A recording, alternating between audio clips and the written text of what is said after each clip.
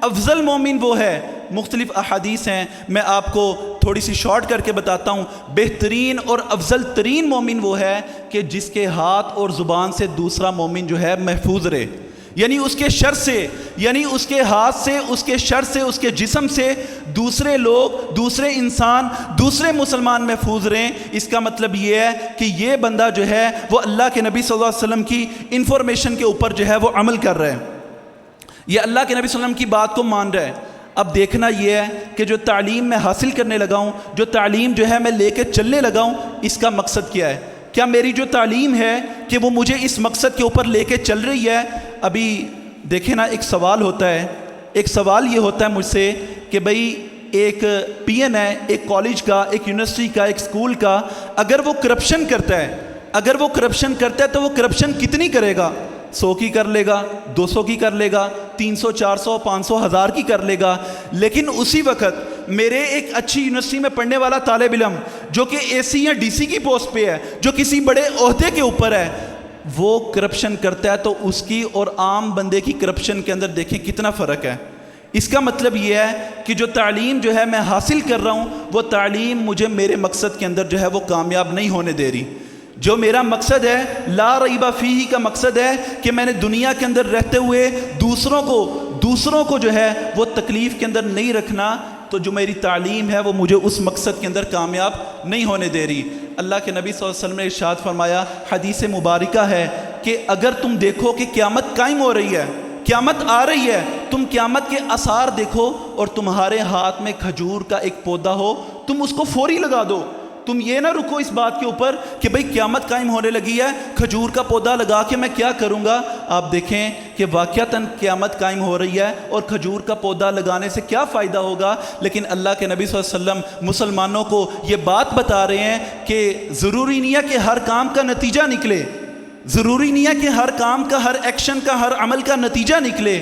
ضرورت اس بات کی ہے کہ آپ لوگوں کی بھلائی کا کام کرتے رہیں، کیونکہ اللہ تعالیٰ نے قرآن پاک میں ارشاد فرمایا، کنتم خیر امہ اخرجت للناس، اے امت محمدیہ کے لوگوں، آپ لوگوں کے لیے، اوروں کے لیے، دوسروں کے لیے نکالے گئے ہیں۔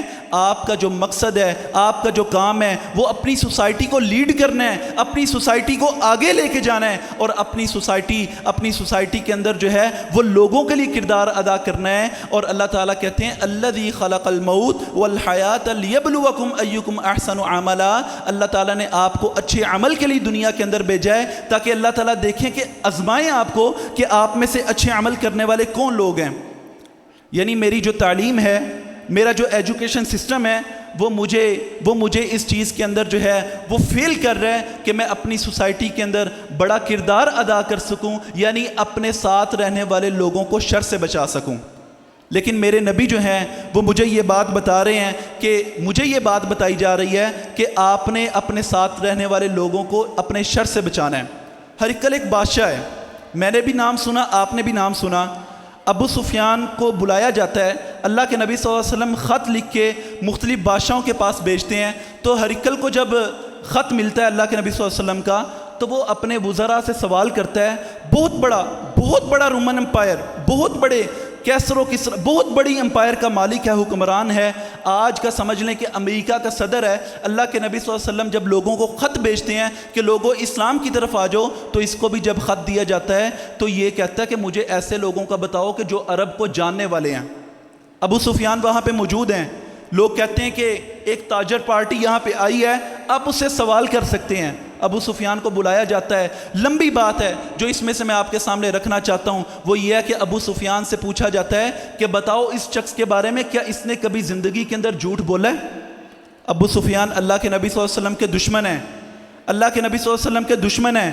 تو ابو سفیان کیا کہتا ہے اس وقت؟ ابو سفیان کہتا ہے کہ اس بندے کو ہم نے اپنی زندگی کے اندر کبھی جھوٹ بولتے ہوئے نہیں دیکھا۔ اور ہرقل کیا کہتا ہے؟ ہرقل کہتا ہے کہ اگر تم جو اوصاف اس شخص کے بتا رہے ہو، میں سپر پاور کا حکمران ہوں، جو اوصاف تم محمد کے بتا رہے ہو صلی اللہ علیہ وسلم، یہ بات یاد رکھو کہ آنے والے وقت میں وہ میرے اس ملک کے اوپر حکومت کرے گا اگر اس کے اندر یہ اوصاف ہیں۔ پہلا وصف کیا ہے کہ آپ جھوٹ نہیں بول سکتے۔ سوسائٹی کے اندر پہلا وصف یہ ہے کہ اگر آپ نے اپنی کمیونٹی اپنے معاشرے کو آگے لے کے جانا ہے تو آپ جھوٹ نہیں بول سکتے، اور اگر آپ جھوٹ نہیں بولیں گے تو آپ ساتھ والوں کو جھوٹ نہیں بولنے دیں گے، اور اس کا فائدہ یہ ہوگا، اس کا پلس پوائنٹ یہ ہوگا کہ لوگ آپ کے ساتھ کھڑے ہوں گے، آپ کے کریکٹر کے اوپر، آپ کے کردار کے اوپر لوگ آپ کے ساتھ کھڑے ہوں گے، اور لوگ آپ کو رول ماڈل تسلیم کریں گے، اور پھر اس وقت جو ہے وہ آپ اپنی کمیونٹی اپنی سوسائٹی کے لیے بڑا کردار ادا کر سکیں گے، اور پھر بڑا کردار یہی ہوگا کہ آپ ایک بامقصد زندگی گزاریں گے، اور آپ کی بامقصد زندگی کی وجہ سے لوگ جو ہے وہ آپ کے ساتھ چلیں گے، اور آپ اپنے ملک کا مستقبل بن جائیں گے۔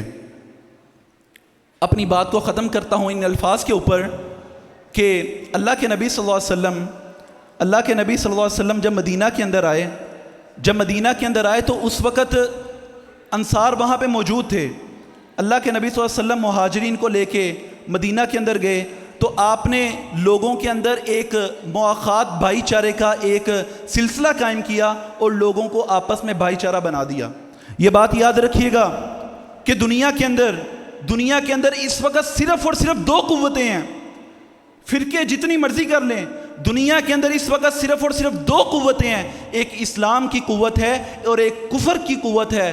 یاد رکھیے گا، ہو سکتا ہے کہ مسلمانوں کے آپس کے معاملات انتہائی خراب ہوں، ہو سکتا ہے کہ مسلمان آپس میں ایک دوسرے کے خلاف ہو جائیں، ہو سکتا ہے کہ مسلمان ایک دوسرے کو دبانے کی کوشش کریں، لیکن یہ بات اپنے ذہن میں بٹھائیے گا کہ اسی بات کے بعد دیکھا یہ جائے گا کہ آپ لائن کے کس طرف کھڑے ہیں، آپ مسلمانوں کی سائڈ پہ کھڑے ہیں یا آپ کفر کی سائڈ پہ کھڑے ہیں۔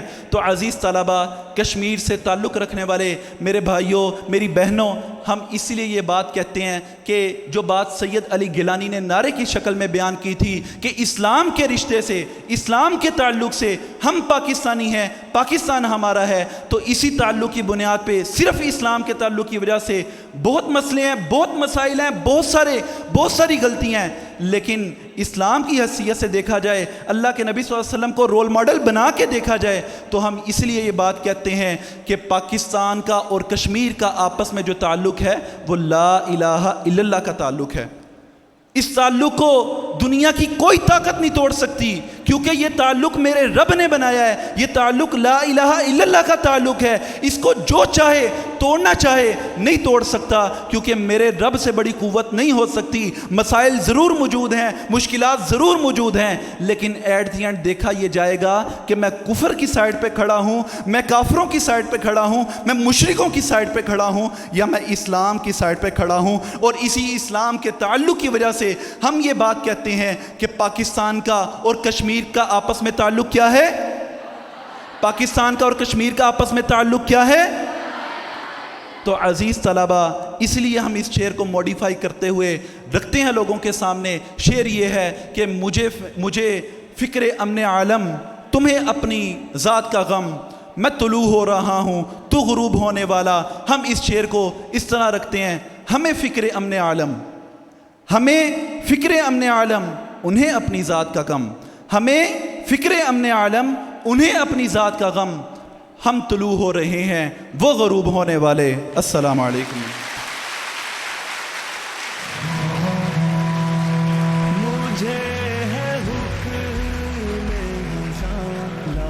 مجھے ہے حکم اذاں لا الہ الا اللہ، ایک ہوں مسلم حرم کی پاسبانی کے لیے، ایک ہوں مسلم حرم کی پاسبانی کے لیے، نیل کے ساحل سے لے کر تاب خاک کاشغر۔ انتظار کی گھڑیاں ختم ہوئی، آج کی ہمارے اس ایجوکیشنل سیمینار کی پروقار تقریب کے صدر محفل، آج کے ہمارے چیف گیسٹ محترم جناب راجہ ضیاء الحق صاحب، ان سے ملتمس ہیں کہ وہ سٹیج پر آئیں اور اپنے سیشن کا آغاز کریں۔ ہم اپنے دل کی عطا گرائیوں سے یوتھ کلب کی پوری ٹیم کو اہلا و سہلا و صد مرحبا کہتے ہیں۔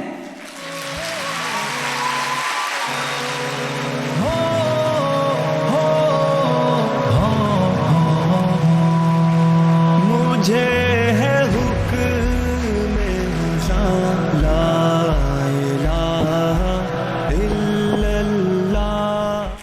میں نعرہ لگاؤں گا، آپ نے کہنا ہے لا الہ الا اللہ۔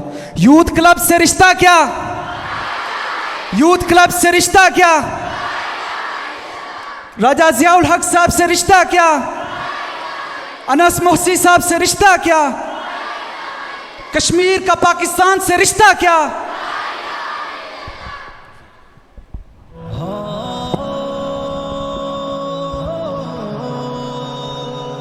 बिस्मिल्लाहिर्रहमानिर्रहीम, बिस्मिल्लाह अल्हम्दुलिल्लाह वस्सलातु वस्सलाम अला रसूलिल्लाह व अला आलिहि व अस्हाबिहि अजमाइन, अम्मा बाद फ़अऊज़ु बिल्लाहि मिनश शैतानिर रजीम, बिस्मिल्लाहिर्रहमानिर्रहीम। रब्बि इश्रह ली सदरी व यस्सिर ली अमरी वहलुल उक़दतम मिन लिसानी यफ़क़हू क़ौली। अस्सलामु अलैकुम व रहमतुल्लाहि व बरकातुहू। अल्हम्दुलिल्लाह जी, मेरे लिए बहुत ही एज़ाज़ की बात है, बहुत बड़े ऑनर की बात है कि आज आप लोगों से यहाँ पे बात करने का मौका मिल रहा है। मैं दुआ करता हूँ कि अल्लाह ताला हम सब का यहाँ पे आना कबूल फ़रमाए और उसको हमारे हसनात का हिस्सा बनाए क़यामत वाले दिन। मैं आज जो टॉपिक है पर्पस ऑफ लाइफ या हमारी ज़िंदगी का मकसद, उसके बारे में कुछ चीज़ें आपके साथ शेयर करूँगा कि शायद उससे हमें समझ आ जाए कि हमने अपनी ज़िंदगियों को गुजारना किस तरीके से। देखिए, आप में से जो लोग भी मेरी अपनी ज़िंदगी से वाकिफ़ हैं, मेरी ज़िंदगी एक बहुत ही उतार चढ़ाव से गुज़री। ख़ास तौर पर एक ऐसा ज़माना जब दीन की मुझे ज़्यादा मतलब समझ नहीं थी, ना ही मेरा उस तरफ कोई शौक़ था, ना रुझान था। इस्लामाबाद में अपनी शुरू की तालीम लेने के बाद मैं बरतानिया चला गया, वहाँ जाके मैंने अपना बैचलर्स किया कंप्यूटर साइंस में।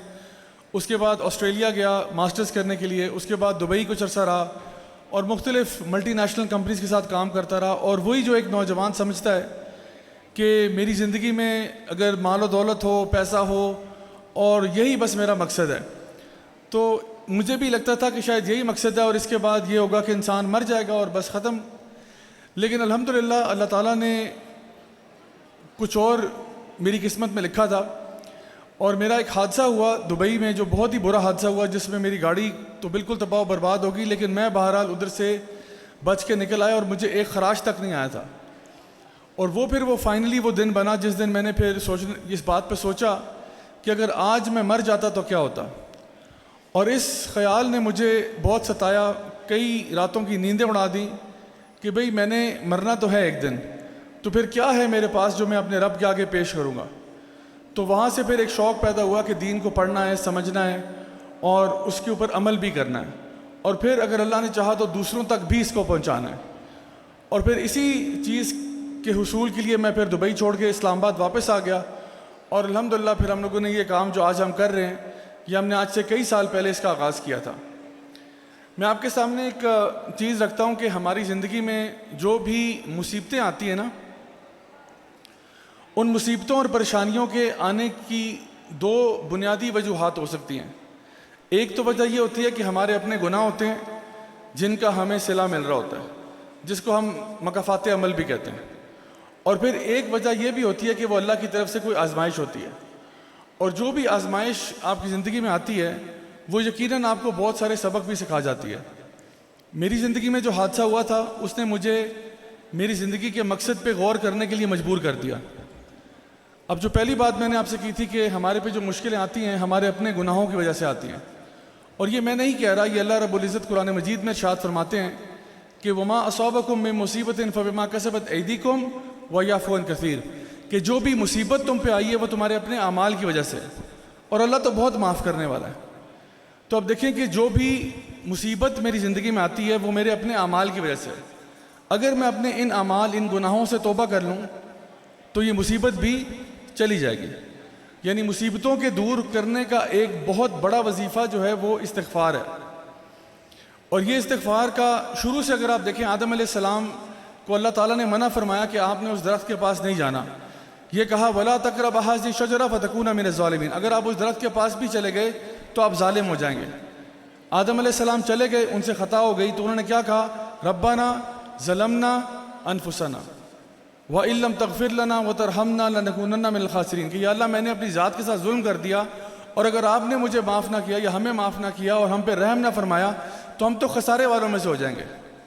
यही मामला यूनुस अलैहिस्सलाम के पास हुआ, जो एक कौम की तरफ गए, उनको दावत व तबलीग की, कौम ने बात नहीं मानी, तो यूनुस अलैहिस्सलाम को लगा कि शायद मेरा काम ख़त्म हो गया और वो वहाँ से रवाना हो गए। हालांकि अंबिया जो हैं वो انتظار کرتے ہیں کہ اللہ کی طرف سے ہجرت کا حکم آئے گا تو ہجرت ہوگی، لیکن وہ پہلے وہاں سے نکل کے خطا ہو گئی ان سے، اللہ نے ان کو سمندر کی گہرائیوں میں مچھلی کے پیٹ میں ڈال دیا۔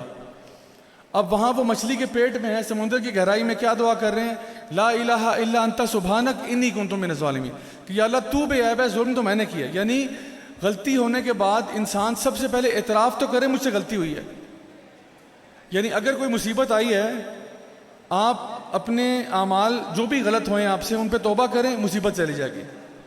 جیسا یونس علیہ السلام کو مچھلی کے پیٹ سے باہر نکال دیا اللہ تعالیٰ نے، تو اسی طرح سے اللہ ہمیں بھی ہماری مشکلوں سے باہر نکالے گا۔ آپ دیکھیں کہ اللہ تعالیٰ کے نا دو قسم کے قوانین ہیں اس وقت جو دنیا میں نظر آتے ہیں۔ ایک وہ قوانین ہیں جن کو ہم لوگ نیچرل لاز کہتے ہیں یا سائنٹیفک لاز کہتے ہیں۔ مثال کے طور پہ گریوٹی کے بارے میں آپ نے سنا ہوگا، پڑھا ہوگا۔ گریوٹی یعنی جب کوئی چیز آپ اوپر پھینکتے ہیں تو وہ نیچے آتی ہے۔ اسی طرح سے، اور یہ قانون اب کہتے تو یہ کہ نیوٹن نے ڈسکور کیا اس کو، لیکن نیوٹن نے یہ قانون بنایا نہیں ہے، نیوٹن نے صرف دریافت کیا ہے، لیکن قانون بنایا تو اللہ نے ہے کہ جو بھی چیز اوپر جاتی ہے وہ نیچے آتی ہے۔ اچھا، اسی طرح سے پانی جو ہے، پانی کے اوپر چلنا ممکن نہیں ہے، یا تو آپ کو ڈوبنا پڑے گا یا تیرنا پڑے گا۔ تو پانی کی ایک خاص ڈینسٹی ہے، خاص اس کی کچھ خصوصیات ہیں کہ زمین پر تو آپ چل سکتے ہیں لیکن پانی پر نہیں چل سکتے۔ اسی طرح سے آگ ہے، آگ کی صفت یہ ہے کہ وہ جلا دیتی ہے، جب بھی آپ اس کو ہاتھ لگاتے ہیں تو ہاتھ جلے گا۔ ایسا نہیں ہوتا کہ آپ نے اگر اس کو 10 دفعہ ہاتھ لگایا تو جل گیا، 11ویں دفعہ نہیں جلا، ایسا نہیں ہے، ہر دفعہ ہی وہ آگ جلاتی ہے۔ پانی جو ہے ہر دفعہ ہی تیریں گے یا ڈوبیں گے۔ اسی طرح سے جو چیز اوپر جائے گی وہ ہر دفعہ نیچے ہی آئے گی اور فوراً نہیں ہوگا۔ تو یہ اللہ کے قوانین ہیں، ان کو نیچرل لاز کہتے ہیں۔ تو یہ قوانین اللہ نے بنائے۔ پھر کہ جی سورج چاند تاروں کی گردشیں، یہ سارے اللہ نے قوانین بنائے ہیں۔ زمین کے اندر آپ سیب کا بیج بوتے ہیں، سیب کا درخت نکل آتا ہے، اللہ نے قانون بنا دیا۔ تو ساری چیزیں یہ قوانین اللہ کے ہیں۔ بالکل اسی طرح سے اللہ تعالیٰ کے شریعت کے بھی قوانین ہیں۔ جو نیچرل لاز ہیں ان کا نتیجہ فوراً ملتا ہے۔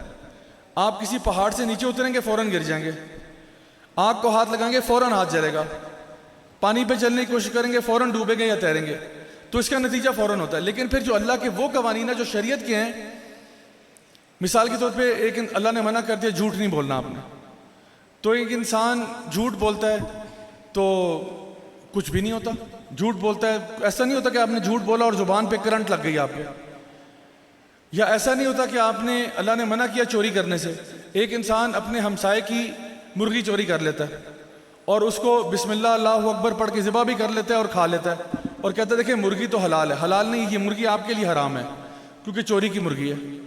تو کہتا ہے لیکن میں نے کھائی، مجھے تو کوئی مسئلہ نہیں ہوا، کوئی پیٹ میں نہ مروڑ پڑے ہیں نہ کوئی دردیں نکلی ہیں، کچھ بھی نہیں ہوا، بڑا مزہ آیا۔ اور اسی طرح سے کوئی شخص ہے وہ ایک حرام رشتے کو نبھا رہا ہے، ساری رات فون پہ باتیں کرتا رہتا ہے، وہی جو باتیں ہوتی ہیں وہ جو ہم میں تم میں قرار تھا، تمہیں یاد ہو کہ نہ یاد ہو، تو کہتا ہے مجھے تو بڑا مزہ آیا، مجھے تو کچھ بھی نہیں ہوا، میرے پہ تو کوئی عذاب نہیں آیا۔ تو سوال آپ سے یہ ہے کہ دیکھیں جب اللہ تعالیٰ کے نیچرل لاز کو آپ توڑتے ہیں تو اس کا نتیجہ فوراً ملتا ہے انسان کو، تو جب شریعت کے قوانین توڑتے ہیں تو ان کا کوئی نتیجہ نہیں ہوتا، یقیناً ان کا نتیجہ بھی ہوتا ہے لیکن تھوڑی سی تاخیر سے آتا ہے، ہو سکتا ہے نتیجہ کل آ جائے، پرسوں آ جائے، سال بعد آ جائے، لیکن یاد رکھیں آتا ضرور ہے۔ ایسا نہیں ہوتا کہ آپ اللہ کی شریعت کو توڑیں اور اس کا کوئی رزلٹ نہ ہو، ایسا نہیں ہو سکتا، جیسا کرو گے ویسا بھرو گے۔ تو اللہ رب العزت نے قرآن مجید میں اور نبی کریم صلی اللہ علیہ وسلم نے احادیث مبارکہ میں بے شمار ایسے گناہ بتائے ہیں کہ جن کی سزا دنیا میں ہے اور کچھ کی آخرت میں اور کچھ کی دونوں میں ہے۔ تو جب بھی آپ اللہ کی شریعت کو توڑتے ہیں یہ نہ سمجھیں کچھ بھی نہیں ہوتا، اللہ کی پوری کائنات میں کچھ نہیں ہوتا، یقیناً ہوتا ہے لیکن تھوڑے سے دیر کے بعد ہوگا۔ اسی لیے یونس علیہ السلام کی جو قوم تھی نا، جنہوں نے ان کی بات نہیں مانی، تو کیا ہوا کہ اللہ تعالیٰ نے ان کی طرف عذاب بھیج دیا۔ اب عذاب آ رہا تھا، انہوں نے کیا کیا؟ استغفار کر لی، پیچھے سے ان کو خیال آیا کہ ہم سے غلطی ہو گئی، استغفار کی، اللہ تعالیٰ فرماتے ہیں وہ عذاب ہم نے واپس کر دیا۔ یعنی جو ان کی گناہوں کی وجہ سے مصیبت آ رہی تھی استغفار سے ٹل گئی۔ تو یا تو انسان یہ کرے کہ اپنی برائیاں جاری رکھے اور اللہ کے عذاب کا انتظار کرے، مصیبتوں کا، آفتوں کا، پریشانیوں کا انتظار کرے، یا پھر یہ ہے کہ ان مصیبتوں پریشانیوں کے آنے سے پہلے ہی توبہ کر کے رجوع الی اللہ کر لے، اللہ کا بندہ ہو کے اپنی زندگی کو درست کر لے۔ آپ دیکھیں کہ نوح علیہ السلام نے اپنی قوم کو 950 سال دعوت و تبلیغ دی، 950 سال، اور ہر نسل بد سے بدتر ہوتی چلی جا رہی ہے۔ تو انہوں نے اپنی قوم سے کہا کہ فَقُلْتُ اسْتَغْفِرُوا رَبَّكُمْ إِنَّهُ كَانَ غَفَّارًا يُرْسِلِ السَّمَاءَ عَلَيْكُمْ مِدْرَارًا وَيُمْدِدْكُمْ بِأَمْوَالٍ وَبَنِينَ وَيَجْعَلْ لَكُمْ جَنَّاتٍ وَيَجْعَلْ لَكُمْ أَنْهَارًا۔ نوح علیہ السلام نے اپنی قوم سے کہا کہ اگر تم لوگ بھی توبہ کر لو، یعنی تم لوگ وہ لوگ جو شرک کرتے ہیں، ان الشرک لظلم عظیم، جو سب سے بدترین عمل اور فعل اس دنیا میں ہو رہا ہے وہ کیا ہو رہا ہے؟ شرک۔ تو کہا کہ تم لوگ بھی اگر توبہ کر لو تو کیا ہوگا؟ انہو کانا غفارا، نہ صرف یہ کہ اللہ تمہیں معاف کر دے گا بلکہ یرسل السماء علیکم مدرارا، اللہ تعالیٰ تمہارے اوپر رحمتوں کی بارشیں نازل کر دے گا۔ یعنی نہ صرف یہ کہ اللہ تمہاری مصیبتوں کو دور کر دے گا بلکہ تمہاری زندگی میں خوشحالی آ جائے گی، اللہ رحمتوں کی بارشیں نازل کرے گا۔ وَيُمْدِدْكُمْ بِأَمْوَالٍ وَبَنِينَ، تمہارے مال میں اضافہ ہوگا، اللہ تمہیں رزق دے گا، تمہاری اولاد میں اضافہ ہوگا، نیک و صالح اولاد دے گا، اور تمہیں باغات عطا فرمائے گا، اور ان کے بیچ میں نہروں کو بھی جاری کر دے گا۔ یعنی 6 چیزیں ہوں گی صرف استغفار کرنے سے۔ نہ صرف یہ کہ تمہاری مصیبتیں جائیں گی بلکہ الٹا فائدہ ہوگا تمہیں۔ آج ہم دیکھتے ہیں پاکستان کے حالات، ہر بندہ جانتا ہے کہ جی ایک مشکل وقت سے گزر رہے ہیں، مہنگائی بہت زیادہ ہو چکی ہے، اور افراتفری اور ہر قسم کے برائیاں آپ کو نظر آتی ہیں۔ حتیٰ کہ شاید یہ کہنا بھی کوئی بعید نہیں ہوگا کہ جو پچھلی قوموں میں بڑے بڑے جتنے گناہ ہوتے تھے نا، فار ایگزامپل آپ دیکھیں کہ قوم لوط ہے، ہم جنس پرستوں کی قوم تھی، یا قوم شعیب ہے، بزنس میں ناپ تول میں کمی کرتے تھے، فراڈ کرتے تھے، یا قوم عاد ہے، قوم سمود ہے، یعنی جتنے بھی ان کے گناہ تھے نا، آج لگتا ہے کہ ہم سارے کے سارے وہ گناہ ہم کر رہے ہیں۔ وہ ایک ایک کرتے تھے، ہم سارے کر رہے ہیں۔ تو پھر آپ کیا سمجھتے ہیں کہ اللہ تعالیٰ یہاں پہ رحمتوں کی بارشیں کروائے گا، یہاں پہ زمین جو ہے وہ سونا نکالے گی؟ پھر یہی ہوگا کہ پیٹرول پہنچ گیا 300 سے اوپر، ڈیزل 300 سے اوپر، پھر یہ ڈالر کہاں سے کہاں، پھر یہی ہوگا ہمارے ساتھ۔ اور پھر جو بیماریاں یہاں پہ آئیں گی اور ساری مصیبتیں آئیں گی، پھر یہی ہوگا۔ تو جان لیں جو مصیبتیں ہماری زندگی میں آتی ہیں ان کا دار و مدار ہمارے اعمال پر ہوتا ہے۔ اگر اعمال اچھے ہوں گے اللہ تعالیٰ آپ کو نعمتوں سے مالا مال کر دے گا۔ اور نوح علیہ السلام بھی اپنی قوم سے یہ کہتے کہ اگر تم لوگ بھی توبہ کر لو تو تمہارے حالات بھی ٹھیک ہو جائیں، جیسا کہ یونس علیہ السلام کی قوم نے توبہ کی، حالات ٹھیک ہو گئے۔ تو میرے پیارے بھائیوں اور بہنوں، اگر ہم نے اپنے حالات بدلنے ہیں نا تو ہم نے انفرادی طور پر اور اجتماعی طور پر توبہ کرنی ہے۔ لیکن توبہ اور استغفار صرف تسبیحاں پھیرنے کا نام نہیں ہے، یاد رکھیں یہ بات۔ توبہ اور استغفار صرف تسبیحاں پھیرنے کا نام نہیں ہے کہ آپ تسبیحاں یعنی استغفر اللہ پڑھتے رہیں اور اپنا عمل ہم نے چینج نہیں کرنا، عمل تبدیل نہیں کرنا، وہی حرام کام جاری ہیں، وہی 2 نمبریاں جاری ہیں، لیکن استغفار ماشاءاللہ پڑھ لیتے ہیں۔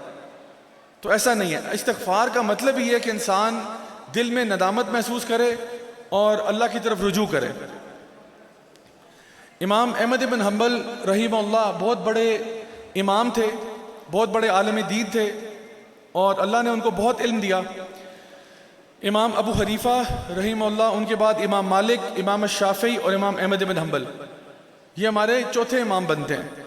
اچھا، بڑے مشہور تھے، لوگوں کو ان کے بارے میں پتہ تھا، لیکن چونکہ سوشل میڈیا کا دور نہیں تھا تو لوگ عام طور پہ چہروں سے واقف نہیں تھے۔ لوگوں کا کام پتہ ہوتا تھا کہ جی فلاں جگہ پہ بڑے امام رہتے ہیں، فلاں جگہ پہ وہ اللہ کے ولی رہتے ہیں، کبھی دیکھا نہیں ان کو لیکن سنا بہت ہے۔ تو ایک دن کیا ہوا، امام صاحب اپنی یعنی بزرگی کی یعنی عمر میں، تو آپ کو پتہ ہے کہ جب انسان بزرگی کی عمر میں پہنچتا ہے تو اس کی جو روٹین ہوتی ہے نا وہ بڑی پکی ہو جاتی ہے۔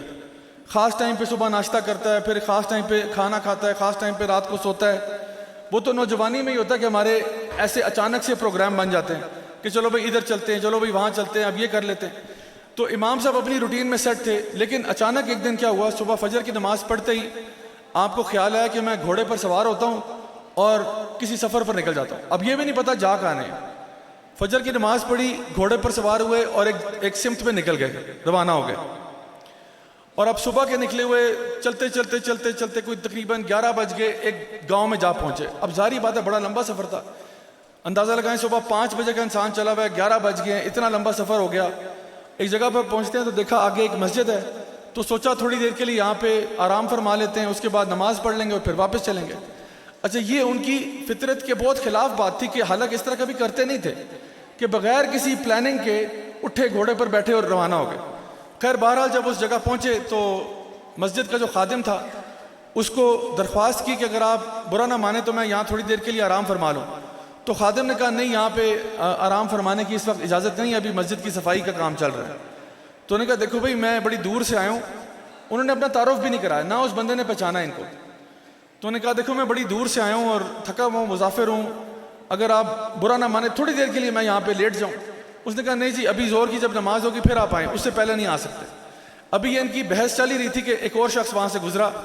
تو اس نے کہا کہ بھائی اس کو خادم کو کہا، اس نے کہا کیوں بابا جی کو تنگ کر رہے ہو، کیا ہو گیا ہے، کیا مسئلہ ہے. اس نے کہا جی دیکھو یہ غلط ٹائم پہ آئے ہیں، کہہ رہے ہیں مجھے اندر آ کے ریسٹ کرنے دیں، حالانکہ ابھی ٹائم نہیں ہے، ابھی جب ظہر کا وقت ہوگا پھر آپ آئیں، یہ کیا ٹائم ہے. تو اس شخص نے کہا کہ بابا جی آپ میرے ساتھ آئیں. اس نے بھی نہیں پہچانا کہ یہ امام احمد بن حنبل ہے. اس نے کہا بابا جی آپ میرے ساتھ آئیں، میرا یہاں سامنے تندور ہے تو میں روٹیاں شوٹیاں لگاتا ہوں، آپ کھانا کھائیں، اس کے بعد جب تک ظہر کا ٹائم ہو جائے گا آپ پھر آ کے ریسٹ کر لیجیے گا. تو امام صاحب اس کے ساتھ چل پڑے. اب دیکھا کہ وہ چھوٹی سی دکان ہے، اس کی ایک تندور ہے اور ایک آدھ وہ کوئی ڈش بناتا ہے جس طرح چنے بناتا ہے یا دال بناتا ہے. تو دیکھا کہ وہ تندور میں اب روٹیاں لگائے جا رہا ہے اور جب وہ تندور میں روٹیاں لگا رہا ہے تو مستقل اس کی زبان جو ہے وہ چل رہی ہے، کچھ ذکر کر رہا ہے وہ. تو امام صاحب نے پوچھا کہ بیٹا میں آپ سے پوچھ سکتا ہوں کہ یہ آپ کیا پڑھ رہے ہو. تو اس نے مسکرا کے بولا کہ اچھا وہ اصل میں نا میری ایک عادت ہے کہ جب بھی میں روٹیاں لگاتا ہوں تو میں استغفار بہت پڑھتا ہوں اور استغفار اتنے دل سے پڑھتا ہوں کہ یا اللہ جو بھی مجھ سے غلطی ہوئی، جو بھی کوتاہی ہوئی، پتہ نہیں چھوٹی غلطی ہوئی یا بڑی ہوئی، صغیرہ ہوئی یا کبیرہ ہوئی، غلطی سے ہوئی یا جان بوجھ کے ہوئی، چوری چھپے ہوئی یا کھلم کھلا ہوئی، یا اللہ جو بھی مجھ سے غلطیاں کوتاہیاں گناہ ہوئے ہیں یا اللہ مجھے معاف فرما دے، استغفر اللہ استغفر اللہ. میں مستقل بس یہی سوچتا رہتا ہوں اور روٹیاں لگاتا رہتا ہوں، میری کب سے یہ عادت ہے. تو امام صاحب نے کہا عادت تو بڑی پیاری ہے، اس کا کبھی کوئی فائدہ بھی ہوا ہے. تو اس نے کہا جی جی فائدے تو بڑے ہوئے ہیں. تو انہوں نے کہا ذرا کچھ تو بتائیے کیا کیا فائدے ہوئے ہیں. اس نے کہا 2 فائدے بتاتا ہوں. ایک تو فائدہ یہ ہوا کہ الحمدللہ آپ دیکھیں گے کہ میری رزق میں کوئی کمی نہیں ہے. یہاں پہ اس گاؤں میں میرے تندور کے علاوہ بھی 7-8 تندور ہیں، لیکن آپ دیکھیں گے کہ ابھی جب ظہر کی نماز ہوگی تو اس جگہ پر رش لگا ہوگا. حالانکہ میں کوئی اپنے آپ کو بہت زبردست کک نہیں سمجھتا، بس میں مطلب روٹی لگاتا ہوں، ایک میری کوئی دال چنا وغیرہ ہوتی ہے بس، لیکن یہاں پہ اتنا رش ہوتا ہے کہ میں بیان نہیں کر سکتا. تو الحمدللہ اللہ تعالیٰ نے میرے رزق میں بہت برکت ڈالی اور مجھے کبھی کسی کا محتاج نہیں بنایا. الحمدللہ میرے پاس جو بھی ہے سب کچھ ہے الحمدللہ. تو امام صاحب نے کہا چلیں گے تو بہت ہی شاندار بات ہے کہ اللہ تعالیٰ نے آپ کے رزق میں کشادگی عطا فرمائی. دوسری بات کیا؟ اس نے کہا دوسری بات اس سے بھی بڑی ہے. انہوں نے کہا وہ کیا؟ کہتے وہ یہ ہے کہ اللہ تعالیٰ میری ساری دعائیں قبول کرتا ہے، جو میں دعا مانگتا ہوں اللہ تعالیٰ قبول کر لیتے ہیں. تو امام صاحب نے کہا یہ تو پھر واقعی میں بہت بڑی بات ہے کہ اللہ تعالیٰ آپ کی دعائیں قبول کر لیتا ہے. پھر اس شخص کی چہرے کے اوپر تھوڑی سی پریشانی تھی. تو امام صاحب نے کہا کیوں بھائی آپ اتنی اچھی بات کر کے کچھ پریشان نظر آ رہے ہیں، کیا بات ہے؟ تو اس نے کہا کہ ایک عجیب بات یہ ہے کہ پچھلے 1 ہفتے سے میں ایک دعا مستقل مانگے جا رہا ہوں لیکن ابھی تک وہ پوری نہیں ہوئی. تو مجھے لگ رہا ہے شاید اللہ کہیں ناراض نہ ہو گیا ہو میرے سے. تو امام صاحب نے کہا وہ کیا دعا ہے؟ اس نے کہا وہ دعا یہ کہ میں اصل میں اتنا پڑھا لکھا نہیں ہوں لیکن مجھے پڑھے لکھے لوگوں سے بڑی محبت ہے اور خاص طور پہ جو اللہ کے دین والے ہیں ان سے بڑی محبت ہے. اور ایک ایسی شخصیت ہے جس میں یہ دونوں خصوصیات پائی جاتی ہیں. شاید آپ نے ان کا نام سنا ہو، امام احمد بن حنبل. تو امام صاحب مسکرا کے کہا ہاں شاید نام تو سنا ہوا ہے. تو اس نے کہا کہ میں چاہتا ہوں کہ وہ یہاں سے کافی دور رہتے ہیں، تو میں چاہتا ہوں کہ میں کس دن ان کو ملنے جاؤں، ان کے درس میں شریک ہوں، اور کیا ہی اچھا ہو کہ میں ان سے مصافحہ کر سکوں، ہاتھ ملا سکوں، اور کیا ہی اللہ کا کرم ہو کہ میں ان سے گلے لگ سکوں اور ان کا شکریہ ادا کر سکوں کہ ان کی تعلیمات ہم تک پہنچتی ہیں اور مجھے کتنی خوشی ہوتی ہے ان کی جو بھی بات مجھ تک پہنچتی ہے. تو امام صاحب کی آنکھوں میں آنسو آ گئے. آپ نے اس کو گلے لگا لیا اور کہا بیٹا میں ہی امام احمد بن حنبل ہوں. اور امام صاحب نے فرمایا کہ بیٹا مجھے لگتا ایسا ہے کہ اللہ تعالیٰ کو یہ منظور نہیں تھا کہ تو اللہ کا شکر گزار بندہ ہے، تو استغفار کرنے والا بندہ ہے. اللہ کو یہ منظور نہیں تھا کہ تو اٹھ کے میرے پاس آتا، اللہ نے مجھے اٹھا کے تیرے پاس پہنچا دیا. یہ وہ طاقت ہے استغفار کی کہ جب انسان اپنی زندگی میں توبہ کا راستہ اختیار کرتا ہے تو اللہ رب العزت ایسے ایسے معجزات اس کی زندگی میں ہونا شروع ہو جاتے ہیں کہ جس کا اس کو اندازہ بھی نہیں ہوتا.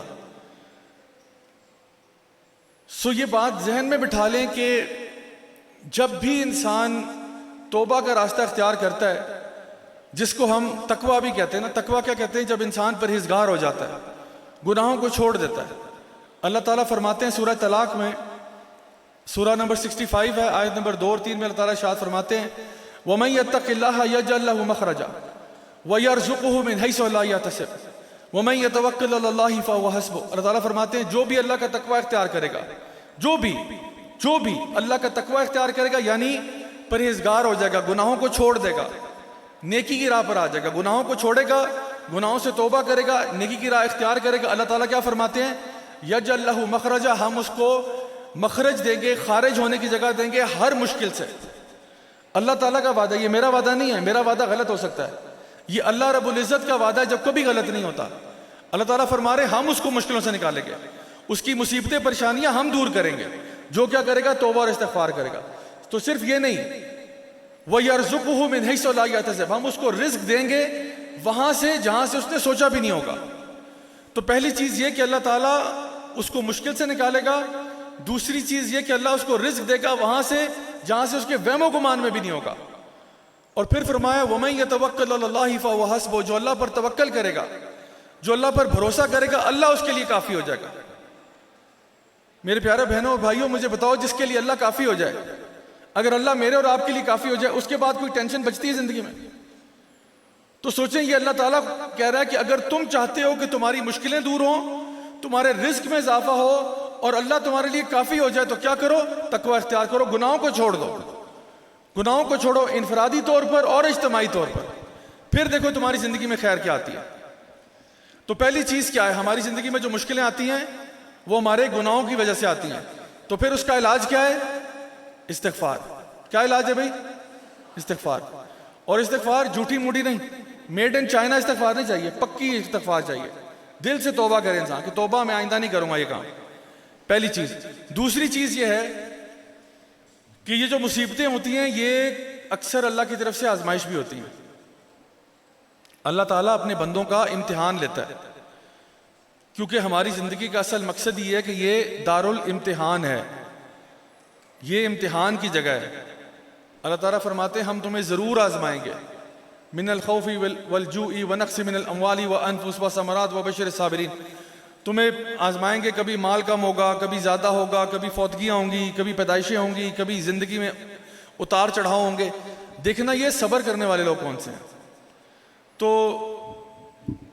یہ جو آزمائشیں اللہ کی طرف سے آتی ہیں نا، یاد رکھیں کبھی کبھار ہمیں لگتا ہے کہ آخر یہ میری زندگی میں کیوں آئی ہیں، یا کیا اللہ تعالیٰ مجھ سے ناراض ہو گیا، یا میرا کیا قصور تھا کہ یہ مصیبت میرے پہ آئی. نبی کریم صلی اللہ علیہ وسلم کی حدیث ہے، آپ نے فرمایا کہ سب سے زیادہ جو لوگ آزمائے گئے وہ اللہ کے نبی ہیں، اور آپ نے فرمایا ان میں بھی جو سب سے زیادہ آزمایا گیا وہ میں ہوں. تو نبی کریم صلی اللہ علیہ وسلم سب سے زیادہ آزمائشیں آپ پر آئیں. کیا اس کا یہ مطلب ہے کہ نعوذ باللہ اللہ تعالیٰ نبی کریم صلی اللہ علیہ وسلم سے محبت نہیں کرتے تھے؟ بلکہ اللہ تعالیٰ تو سب سے زیادہ محبت نبی کریم صلی اللہ علیہ وسلم سے کرتے. تو آزمائشیں بھی زیادہ ہیں، کیونکہ جب آزمائشیں کریں گے وہ اور مقام اوپر ہوگا، اور مقام اوپر ہوگا. تو اللہ تعالیٰ اس بندے کے مقام بلند کرنے کا ایک بہانہ بنا دیتے ہیں کہ جب اس پہ کوئی مشکل آتی ہے تو پھر چلی بھی جاتی ہے نا. یہ تو نہیں ہوتا مشکل ہمیشہ رہتی ہے. فَإِنَّ مَعَ الْعُسْرِ يُسْرًا إِنَّ مَعَ الْعُسْرِ يُسْرًا. ہر مشکل کے ساتھ یہ آسانی آتی ہے. پھر دوبارہ فرمایا ہر مشکل کے ساتھ آسانی آتی ہے. کوئی بھی مشکل پکی نہیں ہوتی، لیکن آپ رجوع کریں اللہ کی طرف، اللہ مشکل کو دور کرتا ہے. جیسا کہ جب پوچھا جاتا ہے کہ ہمیں کیا پتا کہ جو ہمارے پہ مشکل آئی ہے وہ عذاب ہے یا آزمائش ہے، یہ ہمارے گناہوں کی وجہ سے آئی ہے یا آزمائش ہے. تو اگر تو وہ تمہیں تمہارے رب سے قریب کر دے تو آزمائش ہے جس میں تم کامیاب ہو گئے، اور اگر یہ مشکل تمہیں اللہ سے دور کر دے پھر یہی تو عذاب ہوتا ہے. اس سے بڑا اور کیا عذاب ہوگا کہ تم اللہ سے دور ہو گئے، تم اپنے پیارے رب سے دور ہو گئے. میرے بہنوں اور بھائیو، اگر اللہ تعالیٰ کے بارے میں ہمیں پتہ ہو نا، یہ مجھے بتائیں کہ جتنی بھی ہماری زندگی کی خیر ہے وہ کس کے ہاتھ میں؟ اللہ کے ہاتھ میں. پکی بات ہے. زندگی اور موت کس کے ہاتھ میں؟ سارا رزق کس کے ہاتھ میں؟ عزت اور ذلت کس کے ہاتھ میں؟ اگر سب اللہ کے ہاتھ میں ہے تو مجھے بتائیں کہ میں پھر اللہ سے بنا کے رکھوں یا بگاڑ کے رکھوں؟ تو بہت ہی بے وقوف ہوں گا, ایک پرلے درجے کا بے وقوف آدمی ہوں گا اگر میں نے اللہ سے بگاڑی ہوئی ہے.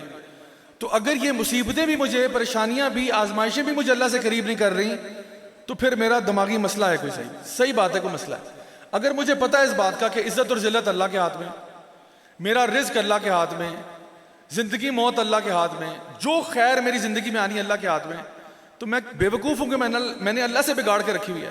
اللہ کو چھوڑ کے میں نے کدھر جانا ہے؟ جاؤں تو جاؤں کہاں؟ کوئی جانے کی جگہ نہیں ہے سوائے اللہ تعالیٰ کی ذات کے. تو انسان جب آزمائش اس پہ آتی ہے نا, تو یہ اللہ تعالیٰ کی طرف سے موقع ہوتا ہے اس کو اوپر کرنے کا, اس کے درجات بلند کرنے کا. اور ایسا ہوتا ہے کہ ہمیں نہیں سمجھ میں آتا کہ یہ مسئلہ میرے ساتھ کیوں ہوا, لیکن آگے جا کے یقین کریں آپ کو سمجھ ضرور آئے گا کہ اس مشکل سے گزرنا ضروری تھا آپ کے لیے. آپ کو پتا ہے کہ زندگی کے سب سے زبردست سبق جو آپ سیکھیں گے نا, وہ تکلیف سے سیکھیں گے. تکلیف اور غم جو ہماری زندگی میں آتے ہیں نا, وہ ہماری شخصیت کے اندر سے ایسی ایسی چیزیں نکالتے ہیں جو عام حالات میں نکلنا ممکن نہیں تھا. اب اگر صبر ہے, صبر کتنی اچھی چیز ہے.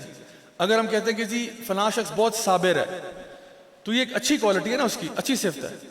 تو اس کا صابر ہونا تب تک ثابت نہیں ہوگا جب تک اس پہ کوئی ایسی حالت نہیں آتی جس میں صبر درکار تھا. آپ کہتے ہیں ایک شخص بہت بہادر ہے, بڑا عجیب بہادر آدمی. بہادر ہونا اچھی بات ہوتی ہے نا. یہ بہادری تب تک ظاہر نہیں ہوگی جب تک اس کے اوپر کوئی خوف کی صورت نہیں آئے گی. تب پتہ چلے گا کہ خوف میں بھی بہادر تھا. اور اسی طرح کی اگر آپ کہتے ہو کہ ایک انسان بہت سچا تھا, عدل کرنے والا تھا, انصاف کرنے والا تھا, وہ سچویشن تبھی ظاہر ہوگی جب کوئی ایسی مشکل اور مصیبت آئے گی جہاں پہ اس کے باوجود کہ سچ بولنا بہت مشکل تھا, اس نے سچ بولا. اس کے باوجود کہ انصاف کرنا شاید اس کے خلاف جا رہا تھا, اس نے انصاف کیا. تو اس لیے یہ جو آزمائشیں آتی ہیں نا, یہ ہمارے اندر نکھار پیدا کرتی ہیں. میں آپ کو ایک چھوٹا سا ایک دو واقعہ سناتا ہوں اپنی زندگی کے, تاکہ بات واضح ہو جائے. میں جب چھوٹی عمر میں تھا, نرسری میں نا, تو اس ٹائم پہ دریافت ہوا کہ مجھے بولنا نہیں آتا, یعنی مجھے ہکلانے کا پرابلم تھا. اور میرے سے نا ایک جملہ بھی نہیں نکلتا تھا منہ سے, یعنی ایک جملہ بولنا بھی میرے لیے بہت مشکل تھا. تو مجھے یہ لگتا تھا کہ پتہ نہیں یہ میرے پہ مصیبت کیوں آئی ہے. اور ظاہری بات ہے کلاس میں مذاق اڑتا تھا, اسکول میں جاتا, وہاں پہ لڑکے آپ کو پتہ شرارتی ہوتے ہیں, مذاق اڑاتے تھے. تو میرا ریئیکشن یا رد عمل یہ ہوتا تھا کہ میں ان کو پکڑ کے مارنا شروع کر دیتا تھا. 2-3 سال تو یہ کام چلایا, لیکن پھر اس کے بعد کیا ہوا, مجھے یہ آئیڈیا ہوا کہ میں پوری دنیا سے نہیں لڑ سکتا. ہر بندے کو جو تانا دیتا ہے یا گالی کستا ہے یا کچھ اور کہتا ہے, میں اسے لڑ نہیں سکتا. تو میں نے پھر صبر اور برداشت شروع کر دیا. اور اس دوران میری چمڑی بڑی سخت ہو گئی کہ لوگ بہت سارے تانے دیتے, میں صبر کر جاتا, برداشت کر لیتا. 10ویں جماعت میں جب میں پہنچا تو ہمارے ایک فزکس کے استاد تھے, انہوں نے مجھے بلایا اور کہا کہ ان کو پتہ چل گیا کہ مجھے یہ پرابلم ہے. تو انہوں نے مجھے کہا کہ بیٹا آپ کو پتہ ہے کہ اللہ کے نبی موسیٰ علیہ السلام جو ہیں ان کو بھی یہی مسئلہ تھا. تو مجھے یہ بات اس ٹائم پہ معلوم نہیں تھی. میں بڑا حیران ہوا کہ اچھا اللہ کے ایک نبی اور رسول جو ہیں ان کو بھی یہی پرابلم تھا. تو انہوں نے کہا ہاں بیٹا وہ یہ دعا پڑھتے تھے. کون سی دعا؟ رب اشرح لی صدری ویسر لی امری واحلل عقدۃ من لسانی یفقهوا قولی, کہ رب اشرح لی صدری, کہ یا اللہ میرا سینہ میرے لیے کھول دے, ایسے ریلیکس کر دے مجھے. ویسر لی امری, میرا کام آسان کر دے. واحلل عقدۃ من لسانی, میرے زبان کی گرہ کھول دے. یفقهوا قولی, تاکہ وہ میری بات سمجھ سکیں. تو نے کہا یہ بیٹا میں آپ کو دعا لکھ کے دیتا ہوں, یہ آپ اپنے نا بستر کے سرہانے رکھ لیں, اور صبح دوپہر شام جب آپ کو موقع ملے یہ دعا پڑھا کریں. تو میں نے کہا بالکل ٹھیک ہے. میں نے پڑھنا شروع کی. پہلے تو میں دیکھ دیکھ کے پڑھتا تھا, بعد میں زبانی یاد ہو گئی, تو اٹھتے بیٹھتے چلتے پھرتے دعا پڑھتا. اب 2 سال کے عرصے کے اندر اندر جب میرے ایگزامز وغیرہ کلیئر ہو گئے, تو ہم دوست 4 ایک دن بیٹھے ہوئے تھے. تو ایک دوست, پرانا دوست جو 2-3 سال سے نہیں ملا تھا, وہ اس نے مجھے کہا کہ یار تو اٹکتا نہیں تھا, تیرے سے بات نہیں ہوتی تھی ایک زمانے میں. تو میں نے کہا ہاں واقعی میں ایسا تھا. پھر میں نے باقی دوستوں سے پوچھا کہ آپ کو کب لگتا ہے میرا یہ کام کب ٹھیک ہوا ہے. تو انہوں نے کہا واقعی یار آپ کو تو بڑا عرصہ ہو گیا نہیں سنا کہ آپ کسی جملے پر پھنسے ہو یا کچھ ایسا ہوا. تو اس کے بعد میں نے ارادہ کیا کہ میں جو بھی اسکول کالج یونیورسٹی لیول پہ جو بھی تقریب ہوگی جس میں اسٹیج پہ آنا ہوگا, میں نے اپنے دوستوں کو سب کو بتا دیا کہ میرا نام آپ نے وہاں پہلے لکھوانا ہے, بتانا مجھے بعد میں. چاہے کوئی تقریری مقابلہ ہو, چاہے کوئی شو ہوسٹ کرنا ہو, کوئی ڈرامہ ہو, کوئی نظم پڑھنی ہو, میں ضرور جاؤں گا اسٹیج پر. کیونکہ ساری عمر خاموش رہا, اب موقع ملا بولنے کا, تو میں نے کہا میں نے تو ہر چیز میں نے اپنی ٹانگ اڑا دینی ہے. تو آپ کو میں بتاؤں کہ اس دوران جب میں یہ 5ویں 6ٹھی 7ویں جماعت میں تھا, میں اللہ سے انتہائی ناراض تھا اسی مسئلے کی وجہ سے کہ اللہ باقی سارے بچے نارمل ہیں, میرے ساتھ یہ پرابلم کیوں ہے؟ مطلب میں نے کسی کا کیا بگاڑا ہے؟ میں تو بچہ تھا, معصوم سا, نرسری سے یہ پرابلم ہے, تو میں نے کسی کا کیا بگاڑا ہے؟ مجھے کیوں اس اذیت سے گزارا جا رہا ہے؟ مجھے کیوں اس آزمائش, اتنی بڑی آزمائش سے کیوں گزارا جا رہا ہے؟ لیکن الحمدللہ جب میں دین کی طرف آیا نا تو مجھے سمجھ میں آیا کہ اللہ نے اس سے کیوں گزارا تھا. دیکھیے میں ایک پبلک فگر ہوں, میرا کام لوگوں کے ساتھ ہے, میرا کام عوامی قسم کا ہے. میں جب لوگوں سے بات کرتا ہوں اور درس و تدریس کرتا ہوں اور بیان دیتا ہوں, الحمدللہ اکثر لوگ بہت اس کو پسند بھی کرتے ہیں, اور یعنی اچھی باتیں بھی کہتے ہیں, اور یہ بھی کہتے ہیں کہ جی میری زندگی بدل گئی اور ایسا ہو گیا ویسا ہو گیا, بڑی خوشی ہوتی ہے. لیکن آپ کو پتہ ہے کئی لوگ ایسے بھی ہیں جو ہماری بات سے بالکل خوش نہیں ہوتے, جو کہ خاص طور پہ لادین قسم کے لوگ ہیں, دین سے متنفر, دین سے بیزار لوگ ہیں. تو وہ اکثر مجھے میرے سوشل میڈیا پہ یا ویسے میسیجز آتے ہیں کہ لوگ جو ہے نا وہ گالیاں نکالنا, برا بھلا کہنا, حتیٰ کہ قتل کی دھمکیاں دینا بھی. تو الحمدللہ میں وہ جو 10 سال جس ٹریننگ سے گزرا ہوں نا, اب میری چمڑی اتنی سخت ہو چکی ہے کہ یہ سب کچھ برداشت ہو جاتا ہے. اور آپ یقین کریں کہ اگر وہ 10 سال نہ ہوتے جس سے میں گزرا ہوں تو آج میں یہاں آپ کے سامنے بھی نہ ہوتا. تو آج اگر مجھ سے کوئی پوچھتا ہے کہ وہ جو آپ کے ساتھ 10 سال ہوا وہ ٹھیک ہوا یا غلط ہوا, میں کہتا ہوں 100% ٹھیک ہوا. کیوں؟ کیونکہ اس نے مجھے وہ بنایا جو میں آج آپ کے سامنے ہوں. ورنہ میں اس پیشے میں نہ ہوتا, میں کہیں آرام سے چپ چاپ بیٹھ کے ڈیسک جاب کرتا. میں کہتا کیوں بھائی, میں کیوں ایسے پیشے میں جاؤں جہاں مجھے چلو اچھائی تو ہوتی ہے لیکن گالیاں سننی پڑے لوگوں سے, لوگ مجھے خواہ برا بھلا کہیں, کیوں کروں؟ نبی کریم صلی اللہ علیہ وسلم طائف گئے تھے نا, لوگوں نے پتھر مارے, آپ نے کیا کہا؟ آپ نے پھر بھی دعا دی ان کے لیے. آپ نے کہا پھر بھی مجھے ان سے نہیں, مجھے ان کی اگلی نسلوں سے اچھی امید ہے. تو اس لیے میں سمجھتا ہوں کہ یہ جو 10 سال تھے یہ میری زندگی کے لیے بہت ضروری تھے. مجھے راجہ ضیاء الحق بنانے میں ان 10 سالوں کا بہت بڑا کردار ہے, اور میں اس کو کبھی بھی بدلنا نہیں چاہوں گا. اللہ کے ہر فیصلے میں خیر ہوتی ہے. اسی طرح میں آپ کو بتاؤں کہ میں نے اپنی کالج کے بعد میرا پورا ارادہ تھا کہ میں پاکستان فوج کو جوائن کر لوں. میرے والد صاحب کا تعلق آرمی سے تھا, ان کے جو والد صاحب ہیں میرے دادا, ان کا بھی تعلق فوج سے تھا, اور ابو کی سائڈ پہ تقریباً سارے ہی فوجی ہیں. تو میں نے بھی ساری عمر یہی لائف سٹائل دیکھا تھا, میرا بھی شوق یہی تھا, ٹیسٹ وغیرہ بھی دیے, کلیئر بھی ہو گیا. لیکن پھر امی نے ایک دم سے نا روک دیا کہ نہیں ایسا نہیں ہو سکتا. تو بہرحال وہ کافی انہوں نے اس پہ جو ہے نا اصرار کیا کہ بیٹا کوئی تم جو ہے نا پڑھنے لکھنے والا کام کر لو, کوئی جاب کر لو جس طرح نارمل قسم کی ہوتی ہے, فوج میں نہیں جاؤ. کیونکہ ان کو ڈر یہ تھا کہ میں ان کا بڑا لاڈلا بیٹا ہوں, 3 بیٹیوں کے بعد پیدا ہوں, تو ان کو تھا یہ بہت جلدی کہیں شہادت کا جام نہ نوش فرما لے, دنیا سے لاڈلا جو ہے وہ رخصت نہ ہو جائے. تو انہوں نے کہا ادھر نہیں جاؤ, تم اور کام کرو. اچھا پھر میں نے سوچا کہ پاکستان میں اس ٹائم پہ انجینئرنگ کے اندر میرے ذہن میں 2 یونیورسٹیز تھیں جہاں پہ میں نے داخلے کے لیے اپلائی کرنا تھا. ایک اس میں غلام اسحاق خان یونیورسٹی ہے ٹوپی میں GIK, اور دوسری ہے نسٹ. تو یہ 2 یونیورسٹیاں میرے ذہن میں تھیں کہ جہاں پہ میں نے اپلائی کرنا ہے, اور تیسری کوئی نہیں تھی. میں نے بڑی محنت کی, اور میں اچھا طالب علم تھا, میرے اچھے نمبر آتے تھے, بڑی محنت کی, انٹری ٹیسٹ دیا, GIK میں نہیں ہوا داخلہ. دوبارہ سے میں نے محنت کی, دوبارہ بہت کوشش کی, دعائیں بھی بڑی مانگی, نسٹ کے لیے ٹرائی کیا, وہاں پہ بھی نہیں ہوا. اور میں شدید ڈپریشن میں چلا گیا کہ بھئی میں تو اچھا اسٹوڈنٹ تھا, پہلے تو فوج سے امی نے روک دیا, اس کے بعد جو جگہ جانا تھا GIK اور نسٹ دونوں میں نہیں ہوا, میرا پورا کریئر برباد ہو گیا, میں اب کہاں جاؤں. تو میں پھر اللہ سے بھی ناراض مزید ہو گیا کہ یا اللہ مطلب اگر میرے جیسا ایک مسکین جو ہے اس کو اس یونیورسٹی میں داخلہ ملتا تو کون سی قیامت آ جانی تھی. اور میں اچھا اسٹوڈنٹ بھی تھا, یہ نہیں کہ میرے کوئی نمبر برے آتے تھے. اور افسوس اس بات کا تھا کہ کچھ ایسے لڑکے جو میری کلاس کے تھوڑے سے نالائق تھے, ان میں سے کچھ کا داخلہ ہو گیا. تو میں نے کہا یا اللہ بڑی عجیب بات ہے کہ میں نے محنت بھی کی, کوشش کی, سارا کچھ کیا, دعائیں بھی مانگی, اور پھر بھی نہیں ہوا. اور مجھے میری سمجھ سے باہر ہے کہ کون سا کوئی قیامت آ جانی تھی, پہاڑ ٹوٹ جانے تھے, آسمان پھٹ جانا تھا اگر میرا داخلہ ہو جاتا تو. امی ابو کہہ رہے ہیں نہیں بیٹا ہر چیز میں جو ہے نا اللہ تعالیٰ بہتری کرتا ہے. مجھے تو بہتری نظر نہیں آ رہی, مجھے تو سمجھ نہیں آ رہا میرے وہاں نہ جانے سے کون سی بہتری ہو رہی ہے میری. تو میں انتہائی یعنی ڈپریشن میں گیا ہوا تھا. بہرحال میں نے یہاں پہ ایک اور یونیورسٹی کے لیے ٹرائی کیا, فاسٹ یونیورسٹی, تو وہاں پہ ہو گیا. اتنی بھی سیڈ سٹوری نہیں ہے. تو وہاں پہ داخلہ ہو گیا, بلکہ میں نے ان کا انٹری ٹیسٹ ٹاپ کیا. تو جب میں ایڈمیشنز آفس گیا تو انہوں نے کہا جی مبارک ہو آپ نے انٹری ٹیسٹ ٹاپ کیا ہے. میں نے کہا اب بھی نہ کرتا تو کب کرتا.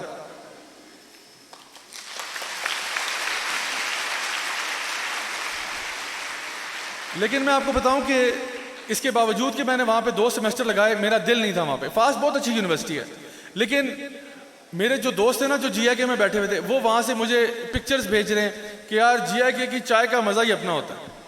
اب میرے زخموں پہ نمک لگ رہا ہے. نسٹ والے جو ہے وہ کہہ رہے ہیں یار نسٹ کی کیفیٹیریا کا جو سموسہ ہے نا پورے پاکستان میں ایسا نہیں ہے, اب مزید نمک چھڑک رہے ہیں. اچھا میں اب سوچ رہا ہوں کہ یا اللہ میں کدھر. اب میں نے امی سے کہا, میں نے کہا امی جی میں اس ذلت سے موت اچھی, میں پاکستان چھوڑ کے جانا چاہتا ہوں. تو امی نے کہا اتنی کیا ایمرجنسی پڑ گئی. میں نے کہا نہیں بس میں نے یہاں رہنا ہی نہیں ہے, میں نے باہر جا کے پڑھنا ہے, میں نے یہاں سے نہیں پڑھنا. میں نے خیر بہت چھوڑ ڈالا. فائنلی میں پھر انگلینڈ چلا گیا, وہاں سے میں نے اپنا بیچلرز کمپلیٹ کیا. اچھا پاکستان میں بھی میں کافی راہ سے بھٹکا ہوا تھا, انگلینڈ جا کے مزید بھٹک گیا. اس کے بعد آسٹریلیا گیا ماسٹرز کے لیے, اور تھوڑا بھٹک گیا.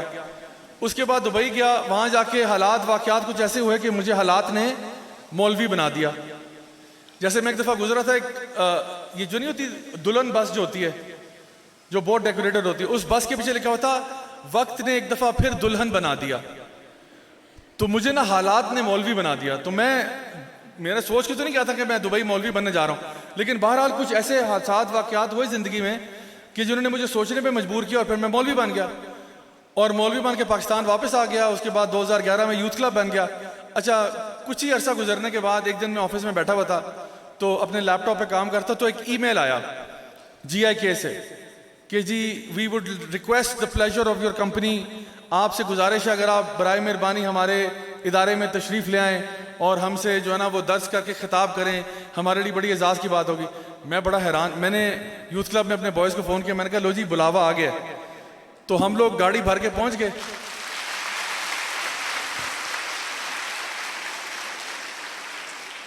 ہم نے گاڑی بھری, ہم پہنچ گئے سارے وہاں پہ. اچھا جب وہاں گئے تو غلام صاحب خان نا اصل میں وہ یونیورسٹی کم اور شہر زیادہ ہے, وہ ان دیواروں کے اندر جو ہے نا وہ ایک پورا شہر ہے, یعنی اس کے اندر یونیورسٹی بھی ہے, اس کے اندر جو سینئر ترین پروفیسرز ہیں ان کے بھی گھر ہیں, جو جونیئر پروفیسر ہیں ان کو اپارٹمنٹس بنا کے دیے ہوئے ہیں, ان کے بچوں کا اسکول بھی ہے, وہاں پہ شاپنگ سینٹر بھی ہے, مطلب سب کچھ جو زندگی کی مطلب ضروریات ہیں وہ ساری وہاں پہ, کرکٹ گراؤنڈ, فٹ بال گراؤنڈ, فلانا. تو ایک دفعہ آپ گیٹ سے اندر چلے جائیں نا اس کے بعد پوری ایک اور دنیا ہے. تو اب وہ گیٹ بھی بڑا اونچے گیٹ ہیں. تو جب گیٹ پہ آئے تو انہوں نے ہمیں انٹری دی, تو جیسے اندر انٹر ہوتے ہیں تو آگے جی ان کے ڈین, ہیڈ آف ڈپارٹمنٹ, بچے بچیاں, پھول, جس طرح ماشاءاللہ آج آپ لوگوں نے بڑا اچھا وارم ویلکم دیا ہے, اسی طرح پھول نچھاور ہو رہے ہیں, سارا کچھ ہو رہا ہے. میں تو حیران پریشان کہ بھئی یا اللہ یہ کس قسم کی انٹری ہے جی آئی کے میں. اس کے بعد وہ مجھے وہاں سے انہوں نے پہلے تھوڑا سا چائے پانی پلایا, اس کے بعد لے گئے آڈیٹوریم جب گئے اور میں نے دیکھا ماشاءاللہ اسٹوڈنٹ سارے بیٹھے ہوئے ہیں. میں نے پہلی بات ان سے یہ کی, میں نے کہا السلام علیکم, میں آپ کا اینٹی ٹیسٹ فیل ہوا تھا.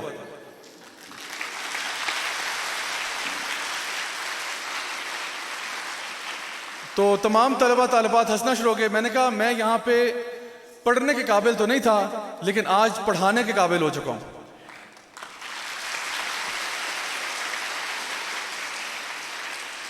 اور الحمدللہ یہی معاملہ ہوا جب میں نسٹ گیا پہلی دفعہ, تو الحمدللہ ادھر بھی میں نے یہی بات کی اور یہی رسپانس مجھے ملا, اور پھر بار بار نسٹ گیا اور بار بار جی آئی کے گیا.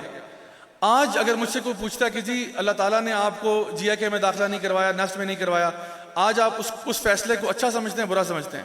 میں کہوں گا میں 100% اس فیصلے کو بہترین سمجھتا ہوں, کیونکہ اللہ تعالیٰ کو یہ منظور ہی نہیں تھا. اللہ کو پتا تھا کہ یہ دعا کر رہا ہے میں نے جی آئی کے جانا ہے, نسٹ جانا ہے, تو میں نے تجھے اسٹوڈنٹ تو بھیجنا ہی نہیں ہے. اللہ تعالیٰ نے کیا سوچا ہوا تھا, تجھے میں اسٹوڈنٹ کے طور پہ نہیں بھیجوں گا, تجھے بھیجوں گا ضرور, تو نسٹ ضرور جائے گا, تو جی آئی کے بھی جائے گا, لیکن ٹیچر کے طور پر، دائی کے طور پر، پڑھانے والے کے طور پر جائے گا، پڑھنے والے کے طور پر نہیں جائے گا وہاں پہ.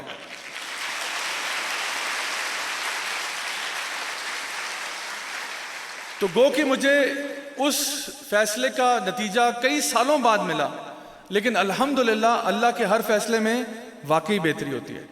دیکھیے ہمیں نا صرف ایک اگر پوری تصویر ہے نا، اس تصویر میں آج کل تو ڈیجیٹل دور ہے تو پکسلز ہوتے ہیں نا بہت سارے ایک تصویر کو بناتے ہیں، تو ہمیں نا تصویر کا ایک پکسل نظر آ رہا ہوتا ہے اور اللہ کو فل پکچر نظر آتی ہے.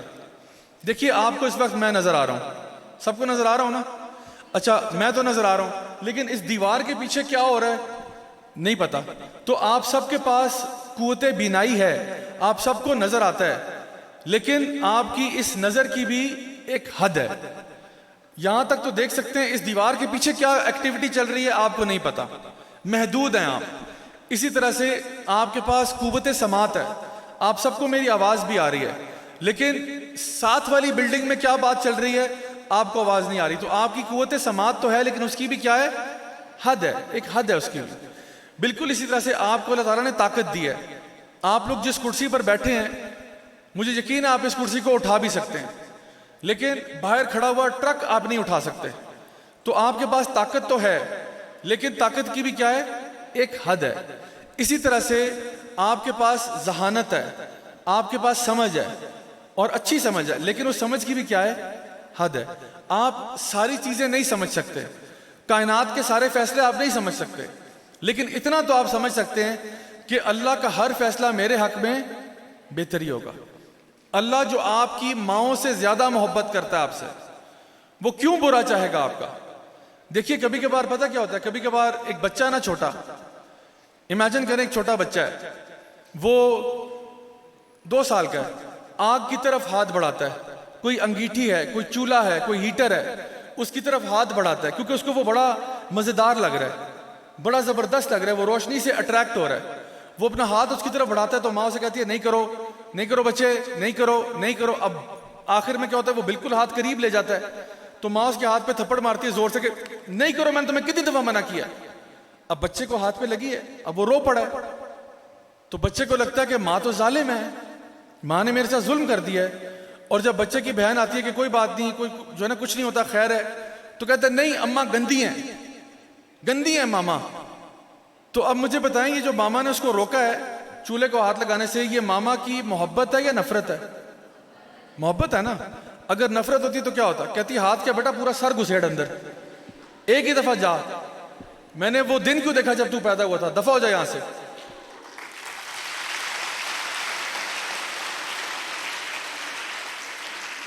تو ہم سب جانتے ہیں کہ یہ ماں کی محبت ہے کہ ماں نے اس کو روکا ہے.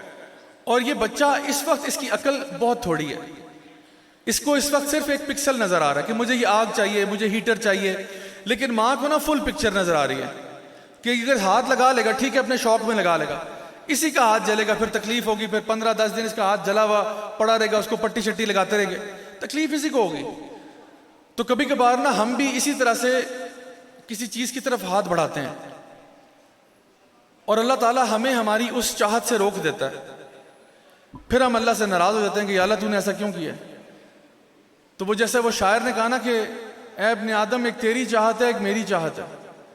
تو کبھی کبھار ایسا ہوتا ہے ہم اس چاہت کی طرف ہاتھ بڑھاتے ہیں، اللہ تعالیٰ ہمارا ہاتھ روک دیتا ہے کیونکہ اللہ کو پتا ہے کہ جو چیز تو چاہ رہا ہے وہ تیرے لیے اچھی نہیں ہے، اور میں تجھے اس سے بہتر نہ دے دوں، تجھے اس سے اچھا چیز نہ دے دوں. تو پھر انسان جب اس بات پر توکل رکھتا ہے نا کہ اللہ مجھے بہتر ہی دے گا، جیسے صحابہ کرتے تھے. صحابہ کے بارے میں آتا ہے کہ وہ جب اللہ تعالیٰ سے دعا مانگتے تھے اور دعا قبول ہو جاتی تھی تو بہت خوش ہوتے تھے، لیکن جب دعا قبول نہیں ہوتی تھی تو زیادہ خوش ہوتے تھے کہ پہلے جو ہم نے چاہا تھا وہ ہماری مرضی سے، اب جو ہوگا وہ اللہ کی مرضی سے ہوگا، اور یقیناً اللہ کی مرضی ہماری مرضی سے بہتر ہے. اس بات کا ان کو یقین تھا. تو اس لیے جو بھی آپ کی زندگی میں کوئی پریشانی یا مشکل آتی ہے یا کوئی آزمائش آتی ہے، ایک تو یہ ہمارے گناہوں کی وجہ سے، اگر گناہوں کی وجہ سے فوراً توبہ کریں، رجوع کریں اللہ کی طرف، فوراً استغفار کریں. اور اگر وہ آزمائش بھی ہے تو اللہ پہ بھروسہ رکھیں، اگر یہ آزمائش آئی ہے تو اللہ ہی دور کرے گا. اللہ کے لیے مجھے بتائیں کیا مشکل ہے؟ اللہ کے لیے نا کن فیکون ہے. مصیبت ہمارے لیے بہت بڑی مصیبت لگ رہی ہوتی ہے، وہ یہ کیسے ہو، اللہ کے لیے کچھ بھی نہیں ہے وہ. میں آپ کو بتاؤں جب میں نرسری میں تھا نا تو مجھے اس کا ایک واقعہ یاد ہے. کہ ہماری میڈم تھی, مجھے یاد ہے مجھے نا بہت پیمپر کرتی تھی, مطلب بہت مجھ سے بہت لاڈ پیار کرتی تھی, پتہ نہیں کیوں واللہ عالم, لیکن وہ کرتی تھی کہ ادھر آؤ بچے, مجھے بلا کے نا کبھی ٹافی پکڑا دی, کبھی چوئنگم پکڑا دیا. اچھا بظاہری طور پہ نا مجھے نا سزا دیتی تھی کہ راجا ضیاء الحق اسٹینڈ اپ. میں کھڑا ہو گیا, میں نے کہا میں نے تو کچھ بھی نہیں کیا, ادھر آؤ, یہاں کونے میں کھڑے جاؤ, اپنی ٹیبل کے ساتھ کھڑا کر دیتی تھی. پھر جب سارے بچے اپنا کام کر رہے تھے نا کہ پتہ نہیں اس کو کیوں سزا مل رہی ہے, مجھے چپکے سے نا ٹافی پکڑا دیتی تھی, کہتی تھی اب واپس چلے جاؤ. تو یہ مجھے سزا دینے کا طریقہ تھا ان کا, یہاں بلاتی تھی سائڈ پہ کھڑا کر کے ٹافی ببل گم چاکلیٹ پکڑا کے واپس بھیج دیتی تھی. تو ایک دفعہ کیا ہوا, انہوں نے کلاس میں کہا کہ سارے بچے نا کلرنگ کریں, پیپر پینسل وہ جو بھی لیں اور اس میں نا رنگ بھریں تصویروں میں. اب ہم اس میں کلرنگ کر رہے ہیں, تو میرے ساتھ ایک لڑکا بیٹھا ہوا تھا, اس کی نا پینسل ٹوٹ گئی, تو اس نے وہاں رونا شروع کر دیا. اب وہ نرسری کا بچہ ہے, رونا شروع کر دیا. تو میڈم نے کہا کیا ہوا ہے تمہیں؟ تو اس نے کہا یہ پینسل ٹوٹ گئی ہے. اب وہ رو رہا ہے, ظاہری بات ہے پینسل ٹوٹ گئی ہے, ساری کلاس کلرنگ کرے گی, میں نہیں کروں گا. انہوں نے کہا ادھر آؤ میرے پاس.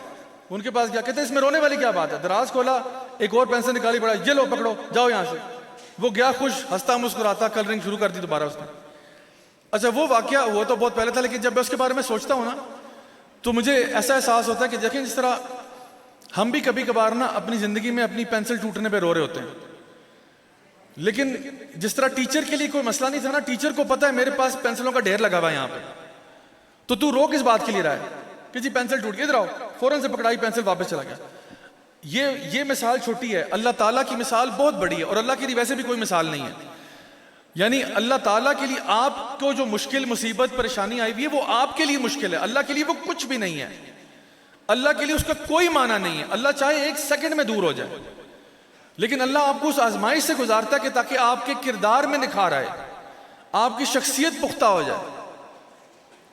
تو جب بھی کوئی آپ کی زندگی میں مشکل آتی ہے, پریشانی آتی ہے, جان لیں وہ آپ کو اوپر اٹھانے کے لیے آتی ہے, دبانے کے لیے نہیں آتی. اسی لیے ہمارے انبیاء جو ہیں وہ سب سے زیادہ مشکلوں سے گزرے. میں آپ کو بتاؤں کہ ایک حدیث میں آتا ہے کہ جب اللہ تعالیٰ اپنے بندے سے خیر کا معاملہ کرنا چاہتا ہے تو اس کو زیادہ آزمائشیں دیتا ہے.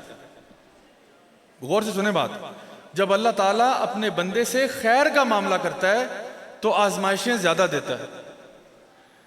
جیسے بہت سارے یہ کچھ ریئلٹی شوز ہوتے ہیں نا, جس میں کنٹیسٹنٹس ہوتے ہیں, 12 کنٹیسٹنٹس ہیں, ان کے آپس میں مقابلے ہوتے ہیں.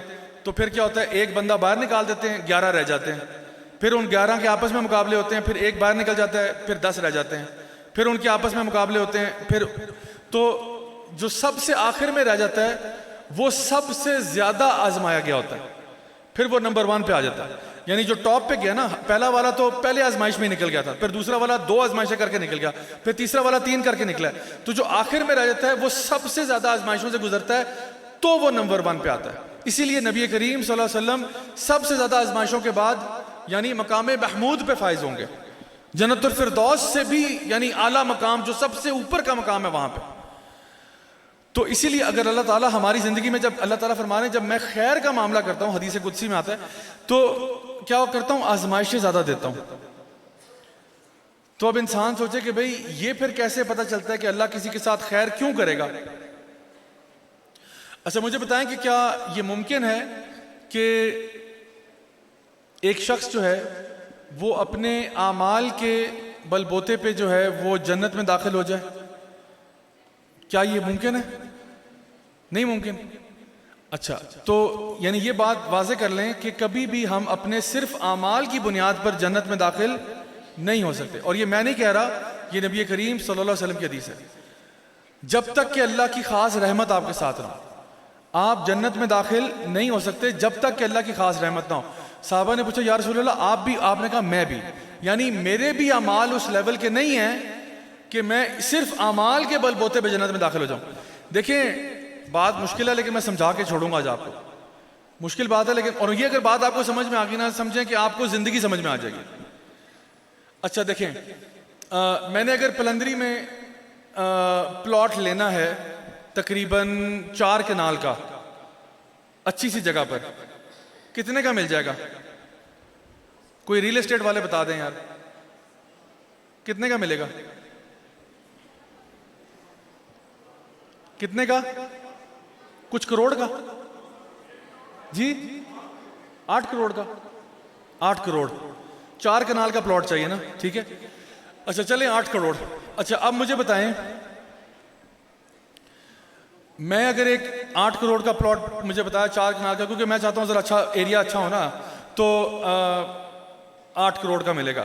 اچھا میں اب کالج سے پڑھ کے گریجویٹ ہو گیا, یہاں پہ مسٹ یونیورسٹی کے اسٹوڈنٹس کتنے, ہاتھ کھڑا کریں, ٹھیک ہے ہاتھ نیچے کر لیں. اچھا اگر میں پڑھتا ہوں اور یونیورسٹی میں گیا, مسٹ یونیورسٹی میں داخل ہو گیا, اس کے بعد میں گریجویٹ ہوا, میری نوکری لگ گئی.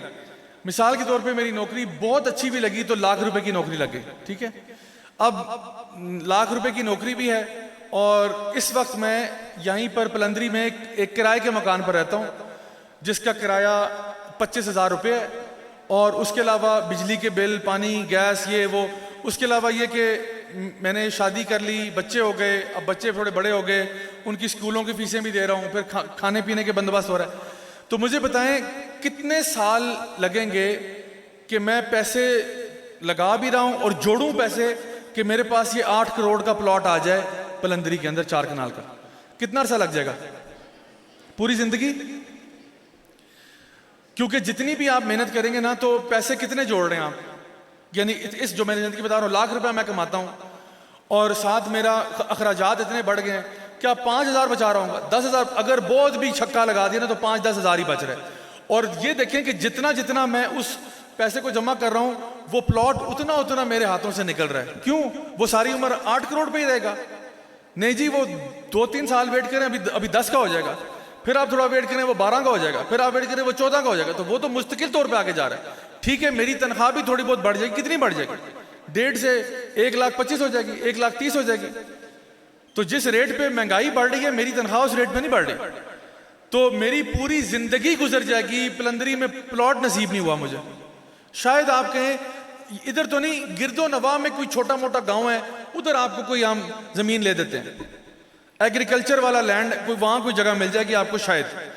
تو ہو سکتا ہے کہ آپ پوری زندگی کرائے پہ گزار دیں, اور بالکل عمر کے آخری حصے میں جب پہنچے ہیں تو آپ کہیں جی پیسے ہیں, اس سے یہاں مین پلندری میں تو زمین نہیں مل رہی, ہاں باہر کوئی گاؤں شاؤں ہے, ادھر ہمیں کوئی کنال 1 مل گیا, 2 کنال مل گیا, تو بیٹا یہ آپ پکڑیں, میں تو اس کو انجوائے نہیں کر سکا, آپ جانے, آپ کا کام جانے, خدا حافظ اور اللہ حافظ, چلا گیا. یعنی عام طور پر ایسا ہوگا. تو زندگی میں, دنیا میں ہم کھپ جاتے ہیں. 9 to 5, 9 to 5, 9 سے 5, 9 سے 5, ہفتے میں 5 دن 6 دن کام کر رہے ہیں, اور کھپ کے خوار ہو کے پلاٹ نصیب, پلندری میں پلاٹ نصیب نہیں ہوا. کہاں نصیب ہوا؟ وہ بھی بہت باہر نکل کے, یعنی یہاں سے بہت باہر نکل کے, کوئی گاؤں کا علاقہ, نہ وہاں سڑک صحیح جاتی ہے, نہ کچھ وہاں پہ ہے, نہ پانی بجلی صحیح آ رہی ہے, ادھر کہیں آپ کو جگہ مل گئی ہے. یہ عام حالات ہیں جی. اب آپ مجھے بتائیں, ایک بندہ جس نے پوری زندگی لگا دی اور اس کو 4 کنال کا پلاٹ نصیب نہیں ہوا, تو آپ چاہتے ہیں کہ آپ زندگی میں آپ نے نماز پڑھی, روزہ رکھا, حج عمرہ کیا, اس تھوڑے سے کام کے پیچھے آپ کو جنت میں پلاٹ مل جائے, ان اعمال کے بدلے آپ کو جنت میں مکان مل جائے. اچھا مجھے بتائیں, جنت میں جو پلاٹ ہے اس کی قیمت کیا ہے؟ یہ تو یہاں پلندری تو 8 کروڑ لگا لیا نا ہم لوگوں نے. جنت میں جو پلاٹ ہے اگر آپ کو چاہیے, اس کی کیا قیمت ہوگی؟ ایکچوئل ویلیو پوچھ رہا ہوں, کسی کو پتا ہے؟ جیسے آپ کمرشل میں جائیں نا, کمرشل ایریا لیں, تو وہاں پہ نا پر اسکوائر فٹ چارجز ہوتے ہیں. وہاں یہ مرلے اور کنال کی بات نہیں ہوتی, وہاں بات ہوتی ہے پر اسکوائر فٹ. کمرشل ایریا میں عام طور پہ دکانوں میں نا کہتے ہیں کتنے اسکوائر فٹ کی دکان ہے, وہ کہتے ہیں جی 600 اسکوائر فٹ ہے, 600 اسکوائر فٹ ہے, 1200 اسکوائر فٹ ہے. اچھا یہ پر اسکوائر فٹ ہم اتنے میں چارج کریں گے, پھر وہ کیلکولیٹ کر کے بتا دیتے ہیں کہ جی کمرشل کا اتنا رینٹ پڑے گا آپ کو. تو مجھے بتائیں جنت کے پر اسکوائر فٹ چارجز کیا ہیں؟ چلے میں ہی بتا دیتا ہوں. نبی کریم صلی اللہ علیہ وسلم کی حدیث ہے, آپ نے فرمایا کہ جنت میں ایک چھوٹا سا ٹکڑا, جتنا ایک یہ کوڑا نہیں ہوتا جو کوڑے مارتے ہیں, کوڑے کی لمبائی کا یا اسی کی چوڑائی کا, یعنی کوڑے پہ تو آپ کھڑے بھی نہیں ہو سکتے. میں کہتا ہوں چلے اسی, اگر کوڑے کو آپ لپیٹ دیں نا, گول گول لپیٹ دیں, تو شاید وہ پر اسکوائر فٹ ہی بنتا ہے, یعنی 1 اسکوائر فٹ جو ہوتا ہے نا وہ بنتا ہے. نبی نے فرمایا اتنا سا ٹکڑا جنت میں, اس کی قیمت یہ دنیا اور جو کچھ اس میں ہے اس سے زیادہ ہے. جنت کا اتنا سا ٹکڑا, جنت کا اتنا سا ٹکڑا جس پہ آپ کھڑے بھی نہیں ہو سکتے, آپ کے پورے پاؤں بھی نہیں آئیں گے اس پہ. اتنا سا ٹکڑا جنت کا, اس کی قیمت یہ دنیا اور جو کچھ اس میں موجود ہے اس سے زیادہ ہے. اب دنیا میں کیا ہے جی؟ دنیا میں اسلام آباد بھی ہے, دنیا میں لنڈن ہے, نیو یارک ہے, پیرس ہے, بڑے بڑے ہوٹل ہیں, 7 سٹار ہوٹل ہیں, سونے کی کانیں ہیں, ہیرے کی کانیں ہیں, بڑے بڑے پہاڑ ہیں, پھر آپ کی پورا بیریا ٹاؤن, ڈی ایچ اے, فلانا ڈمکانا, کیا کچھ یہاں نہیں ہے دنیا میں. اور تفریحی مقامات ہیں, اور ہیرے جواہرات, اور تیل اور معدنیات, اور کتنا کچھ ہے. آپ سوچیں کہ نبی فرما رہے ہیں کہ اتنا سا علاقہ جو ہے اس کی قیمت یہ دنیا اور جو کچھ بھی اس میں پایا جاتا ہے اس سے زیادہ ہی ہے. کتنا زیادہ ہے واللہ اعلم. اچھا, اب یہ بتائیں کہ جو جنت میں سب سے چھوٹا پلاٹ ہے وہ کتنا بڑا ہے؟ یہ تو بتا دینا کہ پر اسکوائر فٹ چارجز کیا ہے. سب سے جو چھوٹا پلاٹ ہے جنت کا وہ کتنے کنال کا ہوگا؟ سب سے چھوٹا پلاٹ کسی کو پتا ہے؟ اگر پتا تو ہاتھ کھڑا کر دیں. جی بھائی آپ بتا دیں. اس دنیا کا 10 گنا. جزاک اللہ خیر. تو نبی کریم صلی اللہ علیہ وسلم کی حدیث ہے, آپ نے فرمایا جو بندہ سب سے آخر میں جہنم سے نکلے گا نا, سب سے آخر میں, اور پھر جنت میں داخل کیا جائے گا. یعنی جہنم, کیونکہ آپ کو پتا ہے نا کچھ لوگ تو سیدھے جنت میں جائیں گے, کچھ لوگ جہنم کے راستے جنت میں جائیں گے. یعنی جو انہوں نے گناہ کیے ہوں گے پہلے ان کا کفارہ دیں گے پھر جنت میں جائیں گے. اللہ تعالیٰ سب کو محفوظ رکھے. تو اس میں سے جو آخری بندہ ہوگا نا جو جہنم سے نکلے گا, اس نے سارا کفارہ ہو گیا ادا. جو اس کو پنشمنٹ ملنی تھی, جو اس کو سزا ملنی تھی وہ مل گئی, سزا کاٹ لی اس نے. اب یہ آخری بندہ ہے, اس کے بعد جہنم سے کوئی نہیں نکلے گا باہر. وہ جو اب جہنم میں رہ گئے ہیں وہ خالدین فیہا ابدا والے ہیں, یہ ہمیشہ ہمیشہ جہنم میں رہیں گے, اللہ معاف فرمائے. تو یہ آخری بندہ جو جہنم سے نکلتا ہے, اس کے بارے میں لمبی حدیث ہے. خلاصہ یہ کہ وہ آخر میں جب نکلتا ہے تو اللہ تعالیٰ اسے کہتے ہیں کہ تیرے لیے جو پلاٹ رکھا ہے وہ اس دنیا کے 10 گنا بڑا پلاٹ ہے. سب سے چھوٹا پلاٹ کتنا؟ اس دنیا کے 10 گنا بڑا پلاٹ ہے. لوگ اپنی پوری زندگیاں گزار لیتے ہیں, پوری دنیا نہیں دیکھ پاتے. بڑے بڑے لوگ, بڑے بڑے مالدار لوگوں نے پوری دنیا نہیں دیکھی. آپ کو پتہ ہے صرف ہمارے سمندر جو ہے نا وہ صرف 4% دریافت ہوئے ہیں. سمندر صرف 4% دریافت ہے, تو باقی زمین کو تو پھر چھوڑیں آپ. تو جنت کا سب سے چھوٹا پلاٹ کم از کم 10 دنیاؤں کے برابر, اور اس کا ہر اسکوائر فٹ اس دنیا اور جو کچھ اس میں ہے اس سے زیادہ. اب مجھے بتائیں کہ ساری زندگی آپ نے نماز پڑھ لی, صدقہ خیرات تھوڑا بہت کر لیا, رمضان کے روزے رکھ دیے, اتنے سے اعمال ہیں, ان کے بدلے میں آپ چاہتے ہیں کہ مجھے جنات تجری من تحت الانہار خالدین فیہا ابدا یہ مل جائے. تو نبی کیا فرما رہے ہیں؟ آپ کے اعمال یہ ہیں, اس پہ اتنی ساری اللہ کی رحمت ڈلے گی نا تب جنتی ہوں گے. لیکن اب اللہ تعالیٰ کیا کرتا ہے؟ اللہ تعالیٰ دیکھتا ہے کسی اللہ کا ایک بندہ ہے یا اللہ کی بندی ہے, وہ مطلب دیکھیں اس کے اعمال جو ہے نا, چلیں یہ آپ کا گراف ہے, ٹھیک ہے, گراف بنا رہا ہوں میں, یہ اس کی بیس لائن ہے, ٹھیک ہے. اس کے اعمال جتنے بھی ہو جائیں نا وہ اس سے اوپر نہیں جا سکتے. مطلب اس نے مثال کے طور پہ نمازیں پڑھی, روزے رکھے, حج عمرہ کیا, زکوٰۃ, صدقات, خیرات, والدین کے ساتھ اچھا سلوک, وہ اس لیول تک آ گیا, اس سے اوپر نہیں جا رہا. یہ اس کی میکسیمم ہے. لیکن جنت پتہ کہاں شروع ہو رہی ہے؟ جہاں یہ چھت شروع ہو رہا ہے. جنت کے لیے اس کو وہ چھت کے لیول پہ جا. اب وہ تو یہاں ہے بیچارہ, اور وہ عبادت کر کر کے بس بھی ہو گئی ہے تو اس سے اوپر نہیں جا رہا. اب مجھے بتائیں نبی کریم صلی اللہ علیہ وسلم سے عبادت میں کوئی اوپر ہے؟ کوئی بھی نہیں ہے. آپ کی نمازیں, آپ کا صدقہ خیرات کرنا, آپ کے روزے, آپ کا جہاد فی سبیل اللہ, آپ کا دین کا مبلغ ہونا, دین کا داعی ہونا, آپ کا والد ہونا, آپ کا شوہر ہونا, یعنی ہر اعتبار سے آپ رول ماڈل ہے ہمارے لیے. ہر اعتبار سے لقد کان لکم فی رسول اللہ اسوۃ حسنہ, ہر اعتبار سے آپ کمال, یعنی کمال کے درجے پر ہے. تو نبی فرما رہے ہیں میرے اعمال بھی اس لیول سے اوپر نہیں ہیں. میرے یعنی سبحان اللہ, اتنے اعمال کے باوجود آپ کہہ رہے ہیں جب تک اللہ کا خاص کرم نہیں ہوگا میں بھی ادھر تک نہیں پہنچ سکتا. تو میرے اور آپ کا تو کوئی بات ہی نہیں ہے. تو سوچیں ایک شخص ہے نا, وہ ماشاءاللہ نماز پڑھتا ہے, روزے رکھتا ہے, محنت کرتا ہے, کوشش کرتا ہے, غلطیاں بھی اس سے ہوتی ہیں, گر بھی جاتا ہے, پھر اٹھتا ہے, کوشش کرتا ہے, محنت کر رہا ہے. اللہ تعالیٰ دیکھ رہا ہے کہ میرا بندہ جو ہے وہ کیا کرتا ہے, محنت کر رہا ہے. تو وہ محنت کرتے کرتے کرتے یہاں تک پہنچ گیا, یہاں تک پہنچ گیا. نماز روزہ حج زکوٰۃ والدین سے اچھا سلوک کرتے کرتے یہاں تک پہنچ گیا، لیکن جنت تو بھی ادھر ہے. تو اللہ تعالیٰ کیا کرتے ہیں؟ اللہ تعالیٰ اس کی زندگی میں آزمائشیں لے کے آتے ہیں، اور آزمائشوں کے بارے میں اللہ تعالیٰ یاد رکھیں جتنے بھی یہ اعمال ہیں نا، اعمال کے ساتھ نا کچھ پوائنٹس ہیں، ہر عمل کے ساتھ کوئی پوائنٹس ہیں. مثال کے طور پہ نماز پڑھنے کے پوائنٹس ہیں، تو یہ ہے 10 20 30 40 50 60 100 تک یہاں کر لیں، اور وہ کوئی 10 ملین تک وہ جنت تک بندہ پہنچتا ہے. تو ہم جتنا بھی زور لگا لیں 100 سے اوپر نہیں جا رہے، نماز روزہ سارا کچھ ملا کے. تو اب مثال کے طور پہ آپ جب قرآن پڑھتے ہیں تو آپ پڑھتے ہیں الف لام میم، کتنی نیکیاں ملتی ہیں؟ کتنی؟ 30 نیکیاں، ہر حرف پہ 10 نیکیاں نا. تو اب آپ کے یہ 30 پوائنٹس ہو گئے. آپ جب درود پڑھتے ہیں نبی کریم صلی اللہ علیہ وسلم پر تو 10 دفعہ فرشتے جو ہیں وہ آپ پر پڑھتے ہیں، تو 10 پوائنٹس یہاں مل گئے آپ کو. آپ اللہ کی راہ میں خرچ کرتے ہیں تو وہ 700 گنا ملٹیپلائی ہو کے آپ کے پاس واپس آتا ہے، اس کے بھی پوائنٹس ہیں. آپ جب مسجد کی طرف چل کر جاتے ہیں ہر قدم پر آپ کو ایک نیکی ملتی ہے، ایک گناہ مائنس ہوتا ہے. آپ اپنا وہ جو سٹیپ کاؤنٹر وغیرہ ہوتا ہے اس پہ آپ کیلکولیٹ کر سکتے ہیں کہ آج میرے کتنے قدم چلے ہیں مسجد کی طرف، تو میرے اتنے. یعنی اگر آپ اپنا محاسبہ کرنا چاہیں تو آپ دن کے آخر میں اپنا حساب کتاب لگا سکتے ہیں کہ آج میں نے یہ عبادت کی، اتنے میرے پوائنٹس بنتے ہیں. جیسا کہ سیدنا عمر ابن الخطاب رضی اللہ عنہ کہا کرتے تھے کہ اپنا محاسبہ کر لو اس سے پہلے کہ تمہارا حساب کیا جائے، خود ہی اپنا حساب لگا لو پہلے. تو اب اندازہ لگائیں اس بات کا کہ ایک انسان دن میں جتنی بھی محنت کر لے، اب زندگی میں جتنی محنت کر لے، مثال کے طور پہ وہ نماز روزہ حج زکوٰۃ کرنے کے باوجود، اچھے اعمال کرنے کے باوجود 100 پوائنٹ سے اوپر نہیں گیا وہ، اور وہ یہاں ہے. لیکن جنت سٹارٹ ہو رہی ہے کوئی 10 ملین پہ. اب وہ 100 سے 10 ملین کی چھلانگ کیسے لگائے؟ کیونکہ ہر چیز کے پیچھے پوائنٹ ویلیو ہے. اب پوائنٹس مجھے تو سمجھ نہیں آ رہا پوائنٹس اور کیسے بناؤں پوائنٹس. تو اللہ تعالیٰ فرماتے ہیں انما یوفی الصابرون اجرہم بغیر حساب، یقیناً صبر کرنے والوں کو ہم جو جزا دیتے ہیں وہ بغیر حساب کے دیتے ہیں. یعنی صبر کے اوپر کوئی پوائنٹس کی کیلکولیشن نہیں ہے. کیلکولیٹر برائے مہربانی سائڈ پہ رکھ دیں.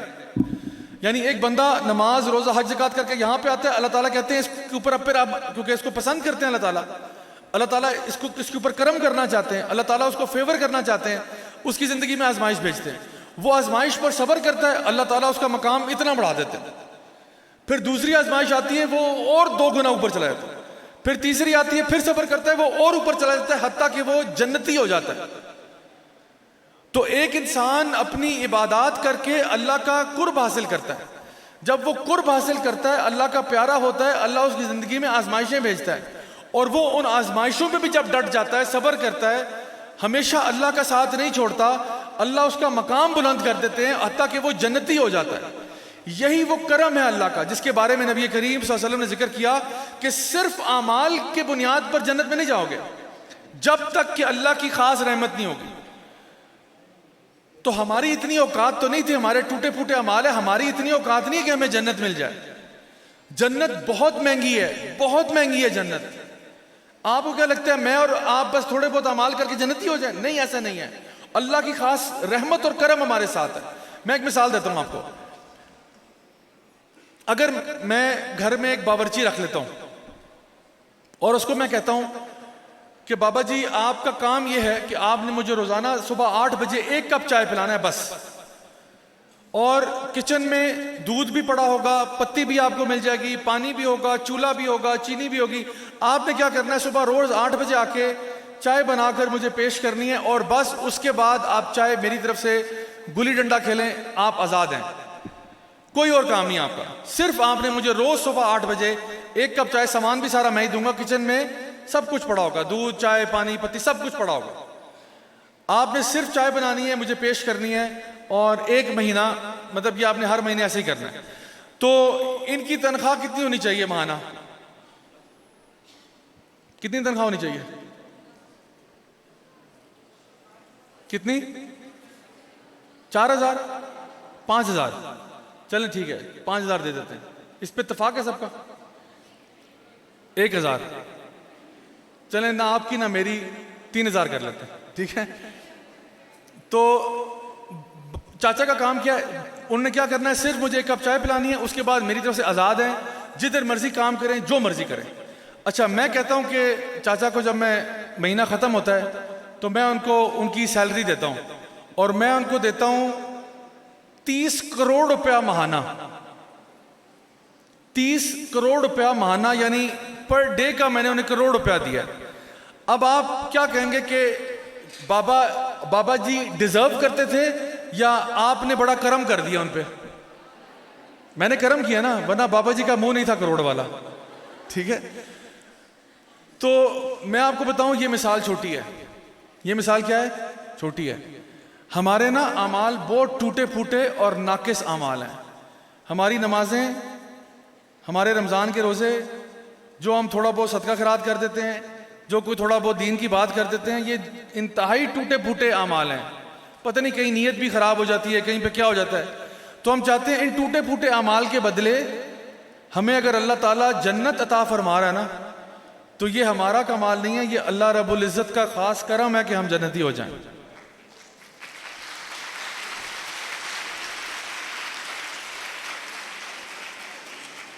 لیکن اس خاص کرم تک پہنچنے کے لیے کم از کم اپنا ارادہ دکھا دو اللہ کو کہ یا اللہ میں تیری طرف آ رہا ہوں, لبیک اللہم لبیک.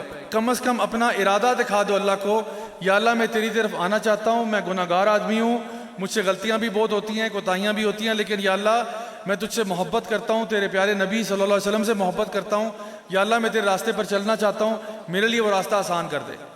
تو پھر اللہ کا خاص کرم آپ کے ساتھ آتا ہے. ورنہ اگر اللہ تعالیٰ کو بھلا دیں گے, اللہ کو اپنی زندگیوں سے نکال دیں گے, تو اللہ تعالیٰ فرماتے ہیں فَاذْكُرُونِي أَذْكُرُكُمْ, مجھے یاد کرو گے تو میں تمہیں یاد کروں گا. جو اللہ کو یاد نہیں کرتے وہ ذلیل ہوتے ہیں. اللہ تعالیٰ فرماتے ہیں کہ الا بذکر اللہ تطمئن القلوب, یقیناً اللہ کے ذکر میں ہی دلوں کو اطمینان ملتا ہے. اور ایک اور جگہ فرمایا ومن اعرض عن ذکری فان له معیشۃ ضنکا, جو اللہ کے ذکر سے دور ہوگا, جو اللہ کی یاد سے دور ہوگا, اللہ تعالیٰ فرماتے ہیں اس کی زندگی میں بھی تنگیاں لے آئیں گے, اس کی زندگی بھی تنگ ہو جائے گی, زندگی میں بھی اتنے مسئلے آئیں گے اس کو سمجھ نہیں آئے گا میرے ساتھ ہو کیا رہا ہے. تو میرے پیارے بہنوں اور بھائیوں, آج انشاءاللہ اس محفل میں آپ لوگوں نے یہاں اٹھنے سے پہلے نا میرے ساتھ ایک وعدہ کرنا ہے. کریں گے؟ وعدہ یہ ہے کہ دیکھیں, مجھے نہیں معلوم کہ آپ لوگوں کا نا ذاتی طور پہ اللہ سے کیا رشتہ ہے, لیکن یقیناً میں یہ کہہ سکتا ہوں کہ آپ میں سے کئی لوگ ایسے ہوں گے جو پہلے ہی اللہ کے ولی ہوں گے, کیونکہ اللہ اپنے ولیوں کو خود ہی جانتا ہے. اللہ کو پتہ ہوتا ہے کون سا بندہ میرے ساتھ لو لگا کے بیٹھا اور کون نہیں بیٹھا. لیکن پھر بھی میں سمجھتا ہوں کہ ہم سب کی زندگی میں ایک روم ہوتا ہے جس کو روم فار امپروومنٹ کہتے ہیں, اور میری زندگی میں بھی ہے. پرفیکٹ تو کوئی بھی نہیں ہے نا, ہر انسان کو چاہیے وہ بہتر سے بہتر ہوتا چلا جائے. تو میں یہ چاہوں گا آپ سے کہ جو بھی آپ کا رشتہ آپ کے رب کے ساتھ ہے, آج یہاں پر اس محفل کے اندر یہ اپنے آپ سے وعدہ کریں کہ آج کے بعد سے انشاءاللہ وہ جو رشتہ اللہ کے ساتھ ہے اس میں بہتری آئے گی, کمی نہیں ہوگی انشاءاللہ. پکی بات ہے؟ مجھے آواز نہیں آ رہی آپ کی, تھوڑا سا اونچا سنتا ہوں بھائی. اوکے, الحمدللہ الحمدللہ. اب وعدہ پکا ہو گیا آپ کا, آپ لوگوں نے انشاءاللہ کے نعرے لگا دیے ہیں, اللہ گواہ ہے. میں آپ سے دیکھیں یہ مطالبہ میں نے نہیں کیا کہ کل سے جب آپ یہاں تشریف لائیں تو ماشاءاللہ سارے ہی مفتی, علامہ, حضرت, مولانا, شیخ الحدیث بنے ہیں سارے. نہیں, اللہ تعالیٰ کو سب سے اچھے اعمال پتہ کون سے لگتے ہیں؟ جو چھوٹے ہوں لیکن کیا ہوں مستقل ہوں. اللہ کو سب سے اچھے اعمال وہ لگتے ہیں جو چھوٹے ہوں لیکن مستقل ہوں. یہ جو ہم رمضان میں کرتے ہیں نا, رمضان میں ٹربو لگا دیتے ہیں اور پھر رمضان کے بعد سناٹا, یہ اسلام نہیں ہے بھائی. اسلام پورے سال کا, پوری زندگی کا دین ہے, صرف رمضان کے مسلمان نہیں ہیں. افسوس ہوتا ہے, یعنی میرے جو گھر کے ساتھ والی مسجد ہے اسلام آباد میں جہاں میں رہتا ہوں, تو 1-2 سال پہلے کی بات ہے, رمضان میں ادھر وہیں پہ نمازیں تراویحیں چل رہی تھیں, تو ماشاءاللہ جی عشاء کی نماز پہ بھی اتنا رش جیسے جمعے کی نماز میں ہوتا ہے, فجر کی نماز میں اتنا رش جیسا جمعے کی نماز پہ ہوتا ہے, کھچا کھچ مسجد بھری ہے. اور اس کے باوجود کہ میں نے بڑی کوشش کرتا کہ پہلی صف نصیب ہو جائے, جو عام حالات میں امام صاحب کے پیچھے جگہ مل رہی ہوتی ہے, لیکن رمضان کے مہینے میں 3-4 صف سے بات شروع ہو رہی ہے کہ لوگ پہلے پہنچ جاتے ہیں. بہرحال آخری جس دن روزہ تھا اور تراویح وغیرہ ہوئی تو اس کے بعد سارے آپس میں مل رہے تھے, تو ایک انکل ہیں ہمارے محلے میں ہی رہتے ہیں, تو مجھ سے جو ہے نا گلے ملے اور مجھے کہتے ہیں کہ بیٹا بڑا مزہ آیا آپ کے ساتھ نمازیں پڑھ کے, تراویح پڑھ کے, بہت اچھا لگا, بڑا مزہ آیا, اللہ تعالیٰ قبول فرمائے. میں نے کہا انکل مجھے بھی بہت مزہ آیا, انشاءاللہ اگلے سال ملاقات ہوگی آپ سے. کیونکہ مجھے پتہ ہے اب تو آپ نے آنا ہی نہیں ہے نا. آپ تو ہر سال آپ تو رمضان کے رمضان آتے ہیں. اب نہ فجر کی نماز, اب نہ ظہر کی نماز, نہ عصر مغرب عشاء, اب تو کچھ بھی نہیں ہے. تو ایسا سلوک نہیں کرنا. اللہ کو سب سے اچھے کام کون سے لگتے ہیں؟ جو چھوٹے ہوں لیکن مستقل ہوں. آخر میں ایک بات بتاتا چلوں کہ دیکھیں زندگی کا پتہ نہیں ہوتا. میری امید ہے اور دعا ہے اور خواہش ہے کہ انشاءاللہ مجھے دوبارہ بھی یہاں آنے کا موقع ملے, میں دوبارہ بھی پلندری آؤں اور بار بار آؤں اور پھر آپ لوگوں سے ملوں. لیکن حقیقت یہ ہے کہ لائف کا بھی نہیں پتہ ہوتا. مجھے تو یہ بھی نہیں پتا کہ جو جملہ میں بول رہا ہوں یہ مکمل بھی ہوگا یا نہیں ہوگا. اللہ بہتر جانتا ہے, اور زندگی موت اللہ کے ہاتھ میں, جتنی اللہ نے لکھی ہوگی اتنی ہے. میں آپ کو بتاؤں میرے ساتھ 2 دفعہ ایسا ہوا ہے کہ میں نے ایک کلاس پڑھائی ہے اور نوجوانوں کی کلاس ہے, اور اگلی دفعہ جب میں کلاس میں آیا ہوں, جب مجھے بعد میں بتایا گیا ہے کہ میرے ایک اسٹوڈنٹ کی وفات ہو گئی ہے. ایک دفعہ میرا جو اسٹوڈنٹ تھا, جو ویکلی کلاس تھی, ہفتہ وار کلاس تھی, اس میں آتا تھا, 16 سال اس کی عمر تھی. اگلی کلاس میں آیا, وہ اسٹوڈنٹ غائب. میں نے پوچھا کدھر گیا؟ انہوں نے کہا آپ کو نہیں پتا, وہ تو فوت ہو گیا. ایک اور دفعہ ایک 19 سال کا لڑکا تھا, نوجوان, اور وہاں میں نے درس دیا. میں جب وہاں سے گیا اگلے دن پتہ چلا کہ جی اس کا حادثہ ہو گیا, بیچارے کی ڈیتھ ہو گئی ہے. لیکن آپ کو پتہ ہے مجھے صرف خوشی اس بات کی تھی کہ الحمدللہ یہ دونوں لڑکے جو ہیں یہ اپنے آپ کو بہتر کر رہے تھے دین میں. پرفیکٹ نہیں ہوں گے لیکن بہتر کر رہے تھے. تو اگر اس بہتری میں بھی اللہ آپ کو اٹھا لینا تو انسان قیامت کے دن کم از کم اللہ تعالیٰ کو یہ کہہ سکتا ہے کہ یا اللہ میں تو تیرے رستے پر ہی چل رہا تھا, آ رہا تھا, ٹھیک ہے تھوڑا سلو تھا, تھوڑا آرام آرام سے آ رہا تھا, لیکن آ تو اسی رستے پہ رہا تھا. تو وہ تو نے اٹھا لیا تو اور بات ہے. تو اس لیے اگر ہم یہ ارادہ آج کر لیتے نا, جو آپ لوگوں نے بھی وعدہ کیا میرے ساتھ کہ ہر آنے والے دن میں ہمارا اللہ سے رشتہ بہتر ہوگا, تو اگر اللہ تعالیٰ جب بھی اس راستے میں اٹھائے گا نا, انشاءاللہ قیامت کے دن سرخرو اور کامیابی ہوں گے. کیونکہ ہم اللہ کو بتا سکتے ہیں کہ اللہ ہم تو تیرے ہی راستے پر تھے. آخر میں آپ سب کے لیے دعا گو ہوں کہ اللہ تعالیٰ ہم سب کو نیک عمل کرنے کی توفیق عطا فرمائے. اللہ تعالیٰ ہم سب کو جو بھی ہم سے غلطیاں کوتاہیاں گناہ ہوئے اللہ تعالیٰ ان کو معاف فرمائے. جو بھی ہم میں سے لوگ پریشان ہیں یا کسی مشکل مصیبت میں ہیں, اللہ تعالیٰ ان کی تمام مشکلیں, مصیبتیں, پریشانیاں دور فرمائے. ہم میں سے جو لوگ بھی بیمار ہیں, جن کے گھر والے بیمار ہیں, اللہ تعالیٰ ان کو مکمل شفاء کاملہ عاجلہ عطا فرمائے. جو لوگ بھی ہمارے بڑے بزرگ پیارے دنیا سے جا چکے ایمان کی حالت میں, اللہ تعالیٰ ان سب کو جنت میں اعلیٰ مقام نصیب فرمائے. اللہ تعالیٰ ہمیں ہمارے دلوں کو, ہمارے گھروں کو قرآن کے نور سے منور فرمائے. اللہ تعالیٰ ہمارے ملک اور قوم کو تمام اندرونی بیرونی اور بیرونی فتنوں سے محفوظ فرمائے. اور میری خاص دعا آپ سب کے لیے ہے کہ اللہ تعالیٰ ہمیں دنیا میں بھی خیر دے, اور ماشاءاللہ اس پیاری محفل میں جہاں ہم سب اکٹھے ہوئے, اور جو لوگ آئے یا اندر نہیں آ سکے یا چلے گئے یا آنا چاہتے تھے, یا جتنے بھی لوگ تھے, میں سب کے لیے دعا گو ہوں کہ اللہ تعالیٰ اسی طرح سے ہم سب کو جنت الفردوس میں بھی ملنا نصیب فرمائے. ربنا تقبل منا انك انت السميع العليم وتب علينا انك انت التواب الرحيم وصلى الله تعالى على خير خلقه محمد وعلى اله وصحبه اجمعين برحمتك يا ارحم الراحمين. جزاكم الله خيرا والسلام عليكم ورحمة الله وبركاته. بہت بہت شکریہ آپ کا.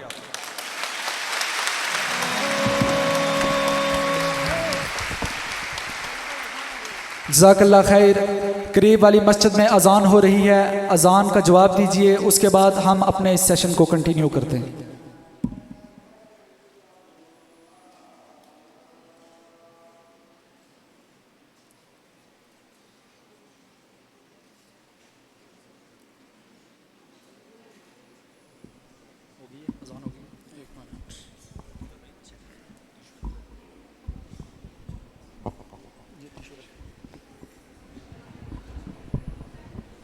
آپ تمام پارٹیسپینٹ سے میری یہ ریکویسٹ ہے کہ اپنی نشستوں پر تشریف رکھیں. چند منٹس میں انشاءاللہ یہ ہمارا آج کا پروگرام اختتام پذیر ہونے والا ہے. اب میں ملتمس ہوں HOD department of international relations IR کی ہماری جو میم مس رامین اشفاق الہی صاحبہ کو کہ وہ آئیں اور ہمارے چیف گیسٹ محترم راجہ ضیاء الحق صاحب کو شیلڈ دیں.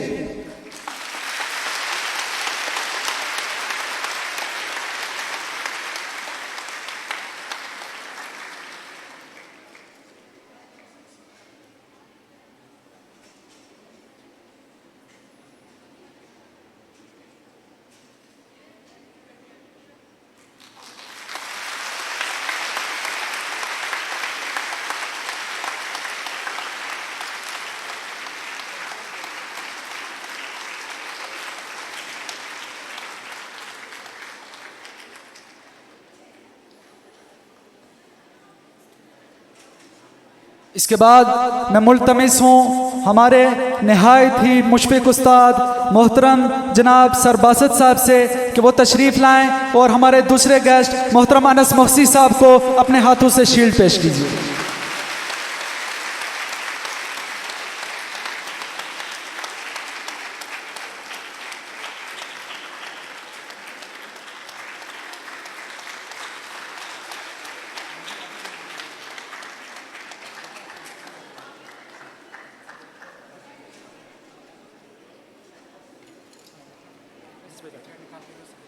اس کے بعد جو مسٹ ایونٹ آرگنائزنگ ٹیم ہے اس کی طرف سے ہم دل کی عطا گرائیوں سے یوتھ کلب ٹیم کے شکر گزار ہیں اور ہم ان کو ایک بار پھر دعوت دیتے ہیں کہ آپ انشاءاللہ ہمارے پاس آتے رہیں, ہماری علمی پیاس کو بجھاتے رہیں. آپ کی آمد کے ہم بے حد مشکور ہیں. اللہ تعالیٰ آپ کو جزائے خیر دے.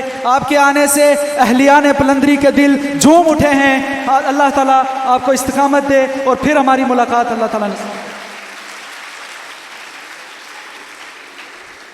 تمام سٹوڈنٹ سے میری گزارش ہے کہ آپ اپنی نشستوں پر برجمان رہیں. ایک لاسٹ ہمارا جو آپ جن جن اداروں سے آئے ہیں آپ کو بھی ہم خالی ہاتھ نہیں بھیجیں گے, آپ کے لیے بھی سرٹیفکیٹس ہیں, تو انشاءاللہ تعالیٰ وہ سرٹیفکیٹس آپ لیتے جائیے گا. میں اپنے نہایت ہی معزز مہمان محترم برادر انس محسی صاحب سے گزارش کروں گا کہ آپ ہماری ایونٹ ٹیم کے جو آرگنائزرز ہیں اور ہمارے جو ٹیچرز یہاں پر مختلف اداروں سے آئے ہیں ان سب کو اپنے ہاتھوں سے سرٹیفکیٹس پیش کریں. میں نام لیتا جاؤں گا. اسٹوڈنٹس اور جو ہمارے نہایت ہی معزز اساتذہ کرام جن جن اداروں سے آئے ہیں وہ اسٹیج پر تشریف لائیں گے اور اپنا ایک سرٹیفکیٹ وصول کریں گے. لا تحسب أن الدين بعيد عن حب وحياة وبهجرك للدين ستحيا تعشق ما قلبك يهوى أو أن الأيام ستحلو وترى الدنيا شط نجاة. اچھا, بالاتفاق یعنی کہ اتفاق سے ہی جو سرٹیفکیٹ ریسیو کرنے کی لسٹ ہے اس میں پہلا نام میرا ہی ہے. تو میری جگہ یہاں پر بہت دور سے ہمارے ایک بہت ہی پیارے خوبصورت مہمان آئے ہیں محترم معاویہ بھائی, وہ میرا سرٹیفکیٹ وصول کریں گے. تنادينا للخير ينهانا عن كل طريق يأخذنا نحو الشر والله رحيم وحليم يدعو دوما للبر كل أوامره تهدينا وتنادينا للخير ينهانا عن كل طريق. محترم انس محسی صاحب سے میں گزارش کروں گا کہ آپ یہیں پہ کھڑے رہیں گے اور ہمارے جو ایونٹ کی جو ٹیم ہے ان کو آپ نے سرٹیفکیٹ دینے. اب میں ملتمس ہوں حمزہ جاوید اسٹیج پہ آئیں اور اپنا سرٹیفکیٹ وصول کریں.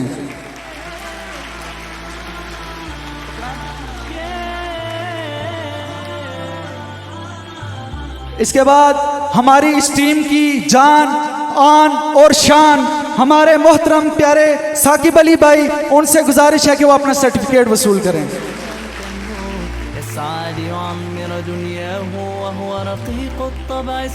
آئی آر ڈپارٹمنٹ کے ایک اور توانا آواز اور طلبہ کے ساتھی محترم حسنین شکیل بھائی سے گزارش ہے وہ اپنا سرٹیفکیٹ وصول کریں.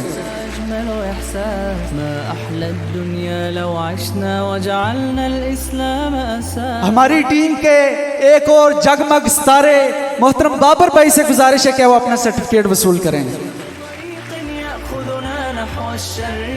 والله رحيم وحليم يدعو دوما للبر كل أوامره تهدينا. اس میں ایک چیز جو ہماری ایونٹ آرگنائزنگ ٹیم نے مہمانوں کے ساتھ جانا تھا وہ وہاں پہ جائیں, مہمانوں کو ان کا جو آگے روڈ میپ آپ کو دیا تھا اس کے مطابق وہ چلائیں آگے.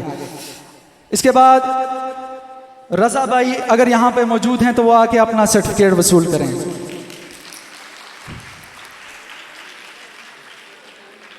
اب میں ملتمس ہوں ہمارے آج کے پروگرام میں بہت ہی خوبصورت نعت پڑھنے والے محترم نعمان قسیم بھائی سے کہ وہ آئیں اور اپنا سرٹیفکیٹ وصول کریں. شط لجميل الأحلام ليس الدين كما تخشاه ذا ممنوع ذاك حرام. محمد حذیفہ بھائی ہمارے اس مجمع کی آج کی رونق, طلبہ کے ساتھی حذیفہ بھائی اپنا سرٹیفکیٹ انس بھائی سے وصول کریں. ينهانا عن كل طريق يأخذنا نحو الشر فالله رحيم وحليم. ہمارے ڈپارٹمنٹ کی سب سے لاڈلی کلاس کے ایک بھائی کو میں اب سرٹیفکیٹ کے لیے بلانے جا رہا ہوں. احسن عمر بھائی سے گزارش ہے کہ وہ آئیں اور انس بھائی سے سرٹیفکیٹ وصول کریں. نحو الشر فالله رحيم وحليم يدعو دوما للبر. ثاقب بھائی سے گزارش ہے کہ وہ مہمانوں کی طرف جائیں اور مہمانوں کے حوالے سے جو روڈ میپ آپ کو دیا گیا تھا یوتھ کلب والے مہمانوں کے حوالے سے اس کو فالو کریں فوراً. محترم داؤد بھائی سے گزارش ہے کہ وہ اپنا سرٹیفکیٹ وصول کریں.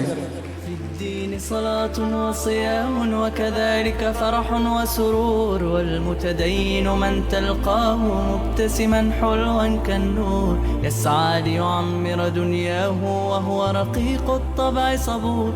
الإسلام سلام. ہماری کلاس کی شان معاویہ محراب سے گزارش ہے کہ وہ اپنا سرٹیفکیٹ وصول کریں. أجمل إحساس ما أحلى الدنيا لو عشنا وجعلنا الإسلام أساس. كل أوامره تهدينا وتنادينا للخير. اس ایونٹ کے سلسلے میں بہت زیادہ محنت کرنے والے ہمارا ساتھ دینے والے محترم حمزہ عرفان بھائی سے گزارش ہے کہ وہ بھی اپنا سرٹیفکیٹ وصول کریں. كل أوامره تهدينا وتنادينا للخير ينهانا عن كل. ہماری بہنیں جو ہمارے شانہ بشانہ رہیں، جن کے دل میں اسلام کے لیے محبت ہے، جن کے دل میں لا الہ الا اللہ کے لیے ایک جگہ ہے، خاص مقام ہے، ہماری تمام بہنیں بہت ہی قابل احترام، بہت ہی قابل عزت ہیں. اب میں محترم میم رامین اشفاق صاحبہ سے گزارش کروں گا وہ آئیں اور اپنے ہاتھوں سے ہماری ان بہنوں کو سرٹیفکیٹس دیں.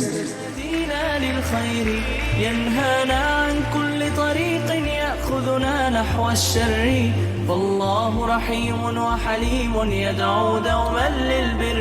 ہماری آئی آر ڈپارٹمنٹ کی موسٹ سینئر اور ہمارے رہنمائی کرنے والی سسٹر طوبہ سے گزارش ہے وہ آئیں اور اپنا سرٹیفکیٹ وصول کریں. فالله رحيم وحليم يدعو دوما للبر.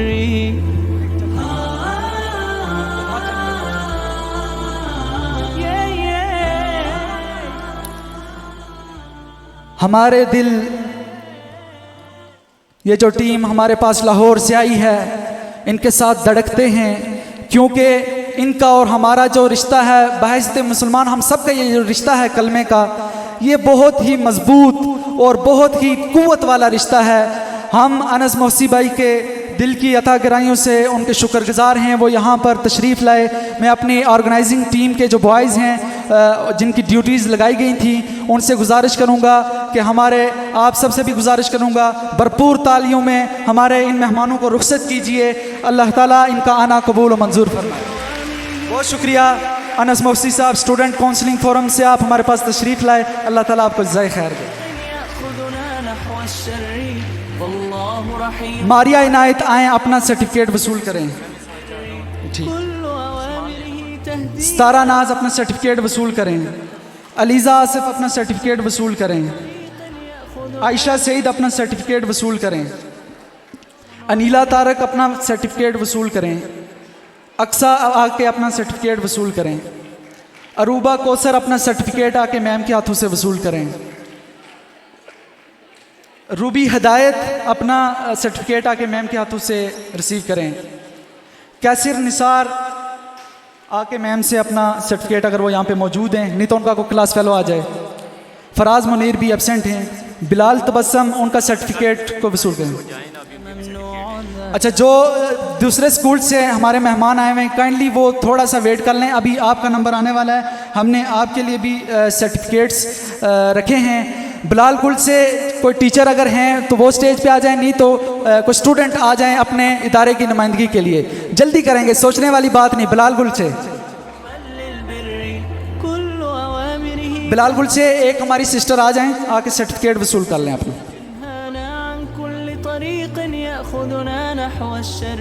اس کے بعد ریڈ فاؤنڈیشن کے اگر ٹیچر موجود ہیں وہ آ جائیں، اگر وہ نہیں ہیں تو کوئی اسٹوڈنٹ آ جائیں.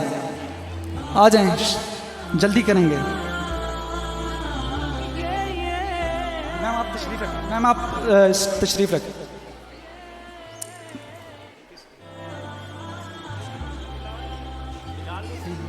صلاة وصيام وكذلك فرح وسرور والمتدين من تلقاه. ہمارے مسٹ کیمپس کی جو رونقیں ہیں وہ ہمارے اساتذہ کرام سے ہیں. یہاں پہ مختلف ڈپارٹمنٹ سے بھی ٹیچرز یہاں پہ آئے ہوئے ہیں. ہم ان کو بھی اسٹیج پہ دعوت دیں گے، وہ بھی آئیں اور سر عمار کے ہاتھوں سے، سر باسط کے ہاتھوں سے سرٹیفکیٹ وصول کیجئے. يدعو دوما للبر كل بلال گل سے ابھی تک کوئی نہیں آیا. بلال گل والوں، آپ کو ہم ایک سرٹیفکیٹ دینا چاہتے ہیں. آپ اسٹوڈنٹ ہی آ کے لے جائیں. ایک اسٹوڈنٹ آ جائیں پلیز. الله رحيم وحليم يدعو دوما للبر. اسلامیہ کالج کے کوئی ریپریزنٹیٹیو ہیں تو وہ اسٹیج پہ آ کے اپنا سرٹیفکیٹ لے کے جا سکتے ہیں.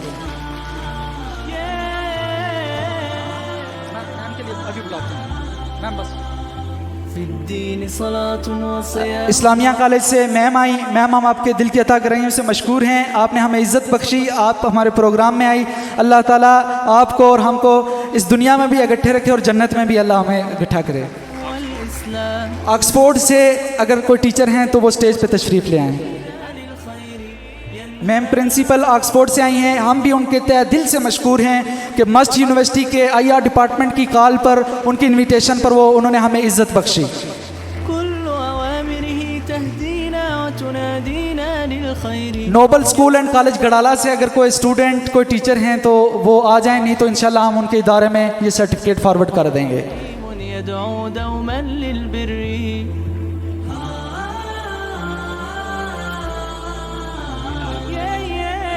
بلال گل سے میں ایک بار 3 بار ریکویسٹ کر چکا ہوں، ایک بار پھر ریکویسٹ کر رہا ہوں کہ آپ آ کے اپنے ادارے کا سرٹیفکیٹ وصول کریں. ليس هو ڈاکٹر AQ خان سے اگر کوئی اسٹوڈنٹ ہیں وہ بھی آ جائیں اسٹیج پہ. اگر اسٹوڈنٹ ہیں اپنے ادارے کو ریپریزنٹ کریں آگے. ينهانا عن كل طريق يأخذنا نحو محمدن کالج سے اگر کوئی اسٹوڈنٹ ہیں تو وہ آج آ کے لے جائیں، ادروائز ہم ان کے ادارے میں فارورڈ کریں گے انشاءاللہ. أوامره تهدي. اب میں سمجھتا ہوں کہ ہمارے مسٹ کیمپس کا جو اساتذہ کرام کا گلدستہ یہاں پر بیٹھا ہے، البدر سے اگر کوئی ہے تو وہ آ کے اپنا ریسیو کر لیں. البدر اسکول اینڈ کالج. اس کے بعد جو ہمارا یہ ٹیچرز کا گلدستہ یہاں پہ بیٹھا ہے، ان کو انتظار کروانا کسی طور پر بھی مناسب نہیں.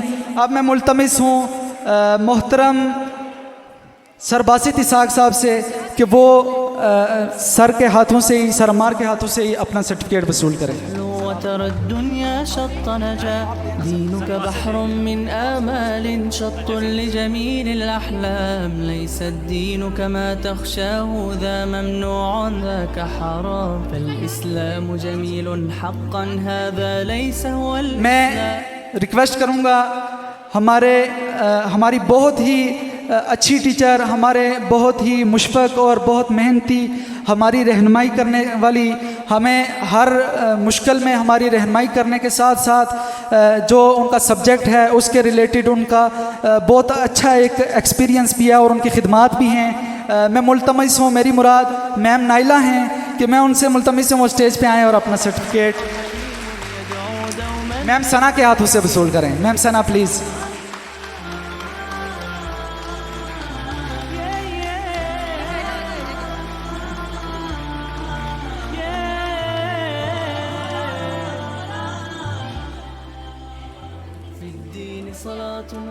ہماری اس پوری محفل کی رونق اور اس سارے ایونٹ کو حتمی شکل دینے اور ہماری رہنمائی کرنے والی ہمارے IR ڈپارٹمنٹ کی HOD محترمہ مس رامین اشفاق الہی صاحبہ کو میم ثنا اپنے ہاتھوں سے سرٹیفکیٹ دی. كلمة حب يدفعها أجمل إحساس. ما أحلى الدنيا لو عشنا وجعلنا. ہمارے مسٹ کیمپس کی بہت ہی محنتی مشفق اساتذہ جن کا میں نام لینے جا رہا ہوں، ڈاکٹر کم نوشاد صاحبہ، ان سے میں گزارش کروں گا کہ وہ آئیں اور اپنا سرٹیفکیٹ لے جائیں. حليم يدعو دوما للبر. كل أوامر. فزکس ڈپارٹمنٹ کی آن اور شان اور اس کی رونق، طلبہ کی رہنمائی کرنے والی ہماری بہت ہی اچھی میم، اللہ تعالیٰ ان کا سایہ ہم پر سلامت رکھے. میں ملتمس ہوں میم شمائلہ سے کہ وہ آئیں اور اپنا سرٹیفکیٹ وصول کریں. ذاك حرام فالإسلام جميل حقا هذا ليس هو الإسلام كل أوامره تهدينا وتنادينا للخير ينهانا عن كل طريق يأخذنا اب میں ملتمس ہوں میم جویریہ سے وہ آئیں اور اپنے ہاتھوں سے میم ثنا کو یہ سرٹیفکیٹ آف اپریسیشن دیں. تهدينا وتنادينا للخير ينهانا عن كل طريق يأخذنا نحو الشر ہمارے کیمپس کی آفس کی رونق محترم عاشق حسین صاحب وہ یہاں پہ موجود نہیں ہیں، لیکن میں مجتبیٰ بھائی سے ملتمس ہوں عاشق صاحب کا سرٹیفکیٹ وہ آپ آ کے وصول کریں. وہ یہ آپ کی ان کی امانت آپ کے پاس ہے، یہ آپ نے ان کو ڈیلیور کرنی ہے. في الدين صلاة وصيام وكذلك فرح وسرور والمتدين من تلقى. اگر ٹیچر سے میری گزارش ہے سارے جو ہمارے اساتذہ کرام ہیں کہ وہ رکیں، تو ہم نے گروپ فوٹو لینا ہے لاسٹ پہ، ایک فوٹو سیشن کا. الإسلام سلام مجتبیٰ فينا بھائی يزرع فينا حب الناس معاویہ فوٹو لینا. فينة حب يدفعها ہمارے آفس کی ایک اور رونق مسٹر ساجد عارف صاحب وہ یہاں پہ موجود نہیں ہیں، تو ان کا جو سرٹیفکیٹ ہے عثمان بھائی ایجوکیشن سے وہ آ جائیں اور مسٹر ساجد عارف صاحب کا سرٹیفکیٹ وصول کریں. طريق يأخذنا نحو الشر فالله رحيم وحليم يدعو ہمارے اس ڈپارٹمنٹ سے تو نہیں ہیں، فارسٹری ڈپارٹمنٹ سے میم فرا، جنہوں نے ہمیں بہت زیادہ گائیڈ بھی کیا اور ہمارے ساتھ وہ کھڑی رہیں. ان سے میں گزارش کروں گا کہ وہ اپنا سرٹیفکیٹ وصول کریں.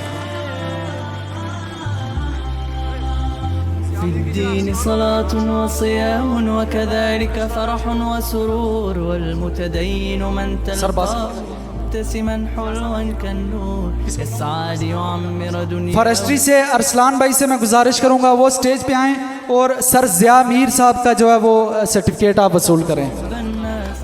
ارسلان بھائی فارسٹری سے، يدفعها أجمل یہ آپ کے پاس ان کی امانتیں ہیں، آپ نے ان کو پہنچانی ہے انشاءاللہ. الإسلام أساس. مسٹر فضل محمود صاحب جو یہاں پہ ہمارے کیمپس میں ٹیچنگ کر رہے ہیں وہ یہاں پہ نہیں ہیں. انس گیلانی فرام فارسٹری، ان سے گزارش ہے وہ آئیں اور اپنے ٹیچر کا سرٹیفکیٹ وصول کریں. أوامره تهدينا وتنادينا ایک سرٹیفکیٹ لے جائیں خالی، ایک خالی سرٹیفکیٹ. مس جویریہ زبیر صاحبہ سے کہ وہ آئیں اور اپنا سرٹیفکیٹ. آپ نے بخوبی احسن طریقے سے اپنا آج کام سر انجام دیا، اللہ تعالیٰ آپ کو جزائے خیر دے. سرمار کا سرٹیفکیٹ وصول کریں گے محترم ارباب بھائی. ارباب بھائی، میں اگر نام لے کے سب کا شکریہ ادا کرنا چاہوں تو اس کے لیے مجھے بہت زیادہ ٹائم کی ضرورت ہوگی. جتنے لوگوں نے اس پروگرام کی آرگنائزنگ میں جانی تعاون کیا، مالی تعاون کیا، جتنا کیا، ہم دل کی عطا گرائیوں سے آپ کے مشکور ہیں. بہت شکریہ. میری گزارش ہے جو آئی آر کے بوائز ہیں وہ سامنے کھڑے ہو جائیں، کیونکہ اسٹیج پہ سسٹرز اور ہماری ٹیچرز ہیں، تو میں بھی نیچے آ رہا ہوں.